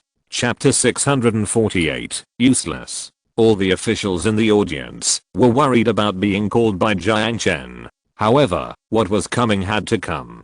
Half an hour later, more than 500 officials were removed from the list, leaving only a few hundred people. Such a large-scale layoff was unprecedented. Even if it was a listed company that caught up with the Great Depression, it would not be possible to directly lay off more than 70% of its employees. However, Jiang Chen didn't care so much. All the departments he thought were unnecessary were removed. NAC had money, but it was not obligated to support these idle people. The people who were left behind breathed a sigh of relief at the same time, and many people didn't even notice that their clothes were soaked. Departments with strange names were removed, and departments with duplicate functions were merged. The 117 officials who were left were temporarily suspended and waited for the arrangements of the NAC administration department. The name of the imperial capital was removed and replaced with the Qingshan Stadium Survivors Settlement, referred to as Qingshan Town. Although many officials were reluctant to change the name, most of the survivors had no objection. In fact, in private, not many people really regard this place as the imperial capital, but use the name gymnasium to refer to it. Chenling has followed the dragon, and was appointed as the governor of Qingshan Town, responsible for the internal affairs of Qingshan Town, and supervised by the executive officer assigned by the NAC headquarters. As for the candidate for the executive officer, Jiang Chen has already decided. When attacking the Gru tribe, Kazuan, the squad leader of the Power Armor Airborne Squad who first broke into the enemy camp, made great contributions in assisting the infantry to break through the mutant defense line. After consulting his own wishes, Jiang Chen appointed him as the executive officer of the Hangcheng Survivor Settlement.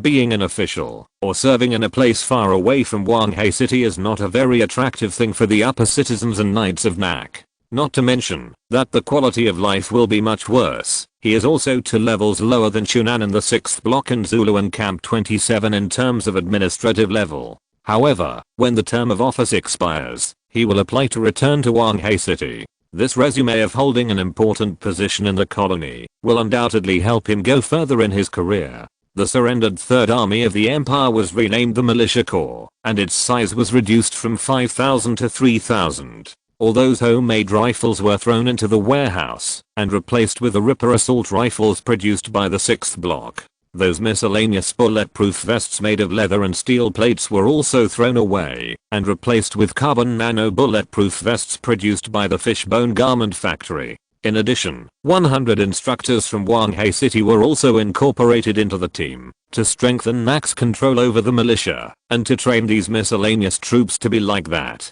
After such a series of reforms, the miscellaneous troops that had been upgraded to new weapons suddenly looked a bit elite. The usual duties of these militias are to be responsible for the public security of the survivors' settlements, maintain the defense of the NAC-controlled areas in Hangcheng, and serve as the reserve of the 3 major NAC corps when necessary. As for the former corps commander Wei Biao, in addition to his position as the head of the corps has changed from a corps to a militia corps. Wei Biao was flattered by Jiang Chen's arrangement to retain his position. He originally thought that his final fate would be at best to be given a severance pay and then go home to farm with a few loyal confidants. But he didn't expect Jiang Chen to retain his position and increase his salary by 20%. Although NAC officials were parachuted into the corps, it was understandable to do so. After all, absolute trust does not exist. In addition to expressing his loyalty, he did not say more. Jiang Chen also had deeper considerations for retaining Wei Biao's position. On the one hand, it was to set an example for the other 3 corps commanders outside Qingshan Stadium, and on the other hand, he was impressed by Wei Biao's ability. A former Pac Army soldier. Although this title is not as good as the former Brigade Commander Han Jianhua beside him, he has received pre-station military training. Compared with these former civilian survivors, both combat skills and tactical awareness are several times stronger. Being the head of the militia is just a training. If he proves his ability, promotion is a matter of time. As for loyalty, in addition to the restriction of power, in Wanghei City, there is also something called slave chips. After cutting the cake in the hands of the vested interests of the old regime into 8 pieces without any explanation, Jiang Chen threw the tablet in his hand to Chenling, and then strode out of the palace under the gaze of the officials. The change of regime had no effect on the people in the stadium. After confirming that the NAC people would not snatch the subcrystals from them, the merchants, mercenaries, and the only change was that the green-skinned figures were no longer seen on the street. Those violent people were cleared out by the soldiers wearing exoskeletons as soon as the NAC occupied the stadium. If they were found on the street, they were shot to death on the street. If they were found in the toilet, they were drowned in the toilet. The difference between mutants and humans is very large, and the NAC soldiers' shooting skills are also superb, so there is no possibility of error. The initial cleanup was extremely bloody, and the resistance of the mutants also caused accidental injuries to innocent civilians. Later, many civilians, mercenaries, and hunters with guns also joined the ranks of eliminating mutants. Many of them had been persecuted by mutants, but they injured the Sangha because of the Empire's protection policy. When the Empire collapsed, and the NAC announced that mutants were equal to alien species, they began to seek revenge. Of course, there were sacrifices, but most people said that they were very happy. Perhaps in the present world, some people would sympathize with the mutants who died tragically, but such people would never exist in the apocalypse, unless they were the blueskins who had just walked out of the shelter, and were not familiar with the world. After dealing with the chores in the palace, Jiang Chen took Sun Jiao, who was waiting at the door, to the clinic in the slums, mentioned by Zhao Dongbao. There were not many people in the lounge. It seemed that the shadow of the order number had affected the business of the clinic. After getting the number from the metal ball robot at the door, Jiang Chen only waited for 2 minutes before walking into the consultation room with Sun Jiao, where they met the legendary Dr. Sun.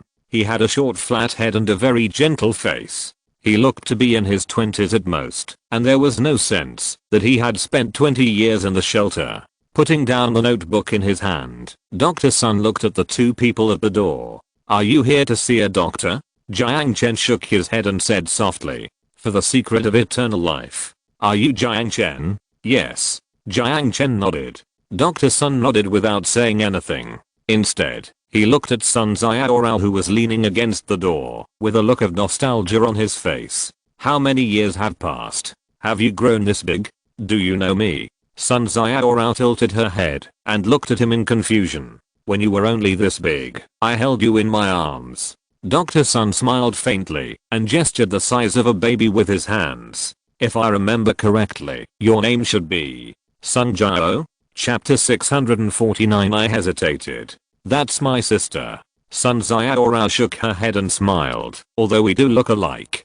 Dr. Sun was stunned for a moment, then smiled. "Really? Sorry. It's okay." Sun Jiao shook her head. A hint of nostalgia appeared between her eyebrows. "When we were young, people often confused us. We are obviously not twins. Let me introduce myself. My name is Sun Boy." Dr. Sun extended his right hand to Jiang Chen. Holding his right hand and shaking it, Jiang Chen looked at him and made a simple self-introduction again. "Jiang Chen, NAC Marshal." Releasing his hand, Dr. Sun smiled at Jiang Chen in a friendly manner, and then spoke. "Because of the same surname, I have a deep impression of that little girl. Since the younger sister is here, then you should know her sister." "Yes." Jiang Chen nodded. More than knowing each other, the first person he met when he came to this world was her. Sun Jiao pinched her chin and thought for a moment, and asked the confusion in her heart. "But, even if you have seen my sister, she was just a baby at the time, and you should not have seen what she looks like when she grows up. So why did you mistake me for your sister?"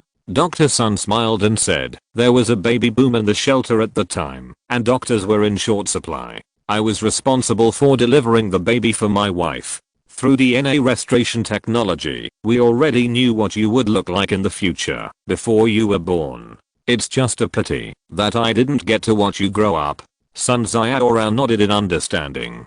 Jiang Chen took out a diary from his pocket and put it on the table. "Did you put this diary in the director's office?" "The diary was originally there. I just moved his body back to where it should be." The he mentioned by Sun Boy must be the deceased director of the shelter. Several pages were torn out of the diary. Several pages were torn out of the diary originally, and its owner. "Of course, I don't think you are very interested in the past of Shelter 71. On the contrary." Jiang Chen shook his head. "If it's convenient, I hope you can tell me what happened after that, including the history of Shelter 71, including you as an observer, the experiment you once conducted." "Observer?" You actually know this word. Sun Boy's face showed a few traces of nostalgia. Even I almost forgot it.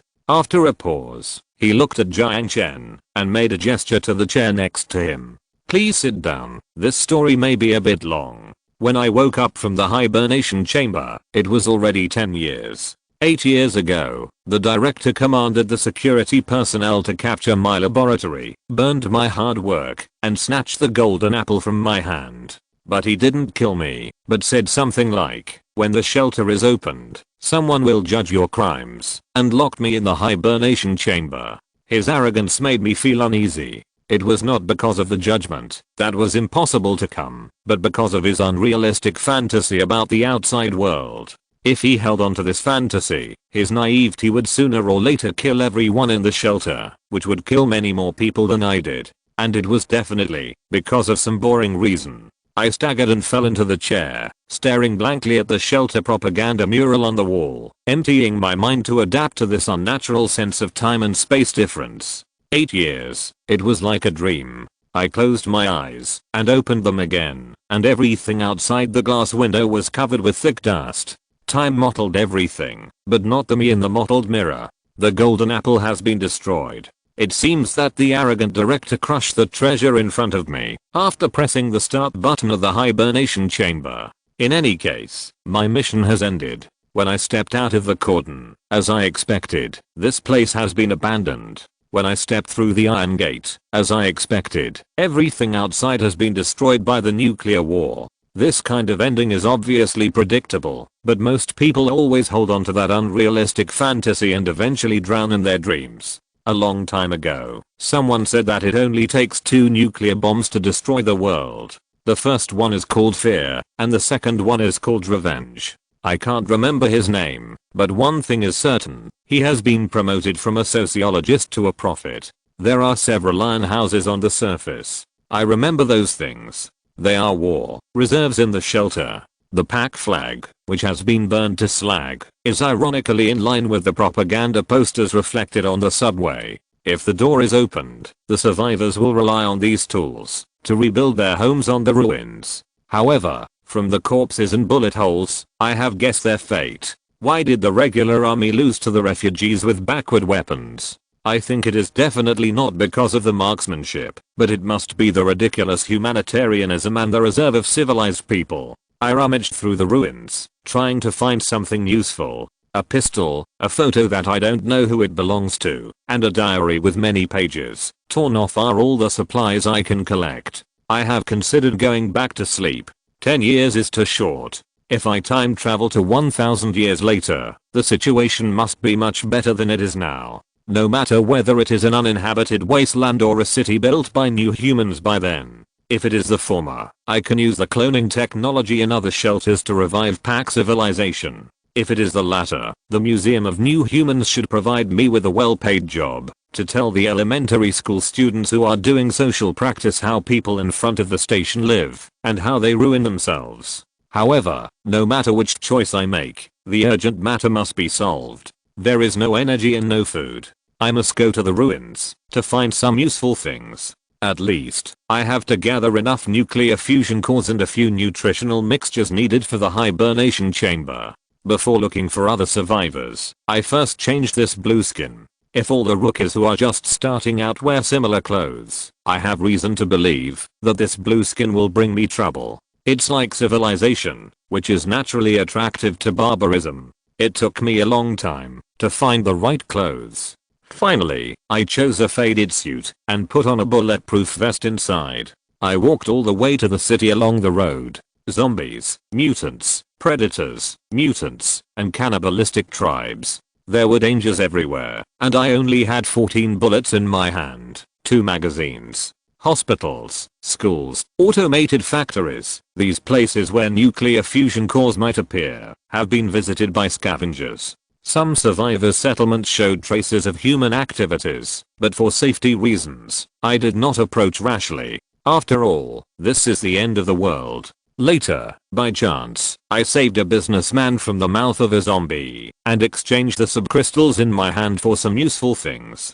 He took me to Unova City and told me that as long as there were subcrystals, anything could be bought here, whether it was a woman or a man. If there was nothing in the market, then go to the bar. After contacting the survivors, my life became much easier. After learning that there was a lack of doctors here, I opened a clinic here and charged subcrystals to see patients. Then I used these subcrystals to open a commission to purchase nuclear fusion cores in the tavern. A lot of things happened this year, but I managed to collect 10 nuclear fusion cores. This kind of nuclear fusion battery is very efficient. If it is only used to maintain the hibernation chamber, one core is enough for me to sleep for 100 years. I closed the clinic, declined the president, congressman, and friends' requests to stay, and returned to Shelter 71. But just before I was about to lie down in the hibernation chamber, I hesitated. Chapter 650 The Secret of Immortality. Why? Jiang Chen couldn't help asking when he heard this. Human beings are like this. The more they come into contact with others, the less they want to endure the loneliness of being alone. Sun Boy sighed. No matter how thoroughly you analyze human nature, no matter how indifferent you are to all this, you, who are only in your 20s, will definitely not understand. Jiang Chen looked at him with an inquiring look, waiting for his next words. In the story, I remember I mentioned that I once saved a businessman. Yes. Jiang Chen nodded. We later became friends, and my clinic was built with his investment.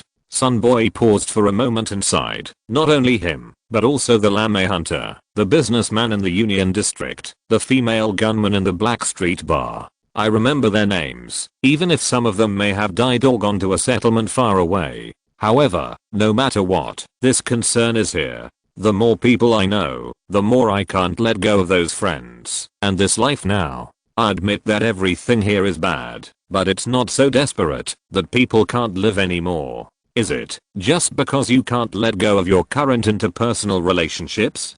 Jiang Chen asked. Don't make it sound so easy. Sun Boy shrugged. If you were asked to lie in a hibernation chamber for 1000 years, would you be willing to give up everything here and go to the future alone? Thinking of Sun Jiao, Yao and the others, as well as those who were loyal to him, Jiang Chen shook his head. I roughly understand. Sun Boy nodded. Although I decided to stay in this era, I did not leave the shelter immediately. Instead, I used the only remaining quantum computer in the shelter to restart the experiment. What about the sample problem? Because of your experiment, those samples, those people should have been killed. Jiang Chen asked. I'm the sample. Sun Boy looked at Jiang Chen, took out a small bottle from his pocket, and placed it on the table. And this is the secret of immortality. Jiang Chen's eyes were fixed on the thumb-sized bottle. There was a bright red liquid in the bottle. What is this? You should have heard of hidden gene codes. Jiang Chen nodded. After being injected with a genetic drug, the hidden DNA code will be expressed in a special form. Many mercenaries and gunmen use it as a convenient combat skill. Guess what will happen if it is unlocked to the 3rd level, which is the last level? Without giving Jiang Chen time to think about this question, his index finger gently tapped the small bottle. It will become a god. Because of the serious expression on his face, Jiang Chen held his breath and said with difficulty after a long time, this is too ridiculous. But at this moment, Jiang Chen suddenly remembered the man who claimed to be a god. If you think it's ridiculous, it depends on what your definition of God is. Sun Boy said lightly. Although it is ridiculous for the scientific community to define God, we still have a superficial definition of God. Those who can accomplish things that humans cannot accomplish can be called God. For example, Boyu, the leader of the Church of Dusk, used human mental power to detonate hundreds of blood crystals, inducing an explosion that was enough to wipe out the land of a province from the map. Drawing energy from the subcrystals is as easy as breathing and drinking water. Jiang Chen asked Sun Jiao. With her 2nd level gene code, it would be difficult for her to even detonate a single blood crystal, let alone hundreds of blood crystals. Of course, the definition of a god is not limited to destructive power. You mean? Looking at Dr. Sun's eyes, Jiang Chen vaguely understood what he meant. It seems that you have guessed it. Yes, we have studied the side effects of gene drugs long before the war. According to mathematical model analysis, we concluded that when a certain gene code called toughness is evolved to level 3, it can unlock the ability called immortality. After a pause, Sunboy continued. And with current technical means, this ability rooted in the gene can be transplanted. The material required is only 100 milligrams of serum. In a sense, immortality is indeed a field that only gods can reach. But what is more surprising is that this ability that only gods have can actually be transplanted through technical means. Looking at the bottle on the table, Jiang Chen fell into deep thought.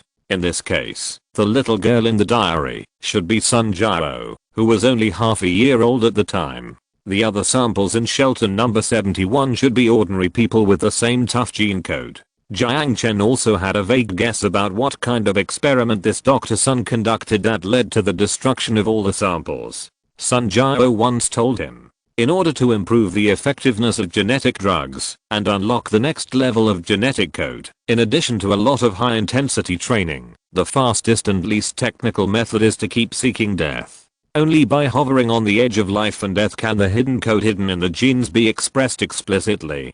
The simplest method is to throw a group of people into the same battlefield to fight, and the person who finally survives on the blood of everyone will most likely be promoted to the realm of God. Thinking of this, Jiang Chen looked at the gentle smile of this Dr. Sun, and a chill rose in his heart for no reason. This guy's not a human being, as he can conduct such an experiment on his companions living in the same shelter. Seeing the disgust in Jiang Chen's eyes, Sunboy showed an expression of approval. It's a very inhumane experiment, isn't it? Isn't it? I'm glad you think so. Letting people who are not supposed to be immortal master the secret of immortality is a disaster for the entire civilization. Do you really think so? Jiang Chen looked at him puzzled.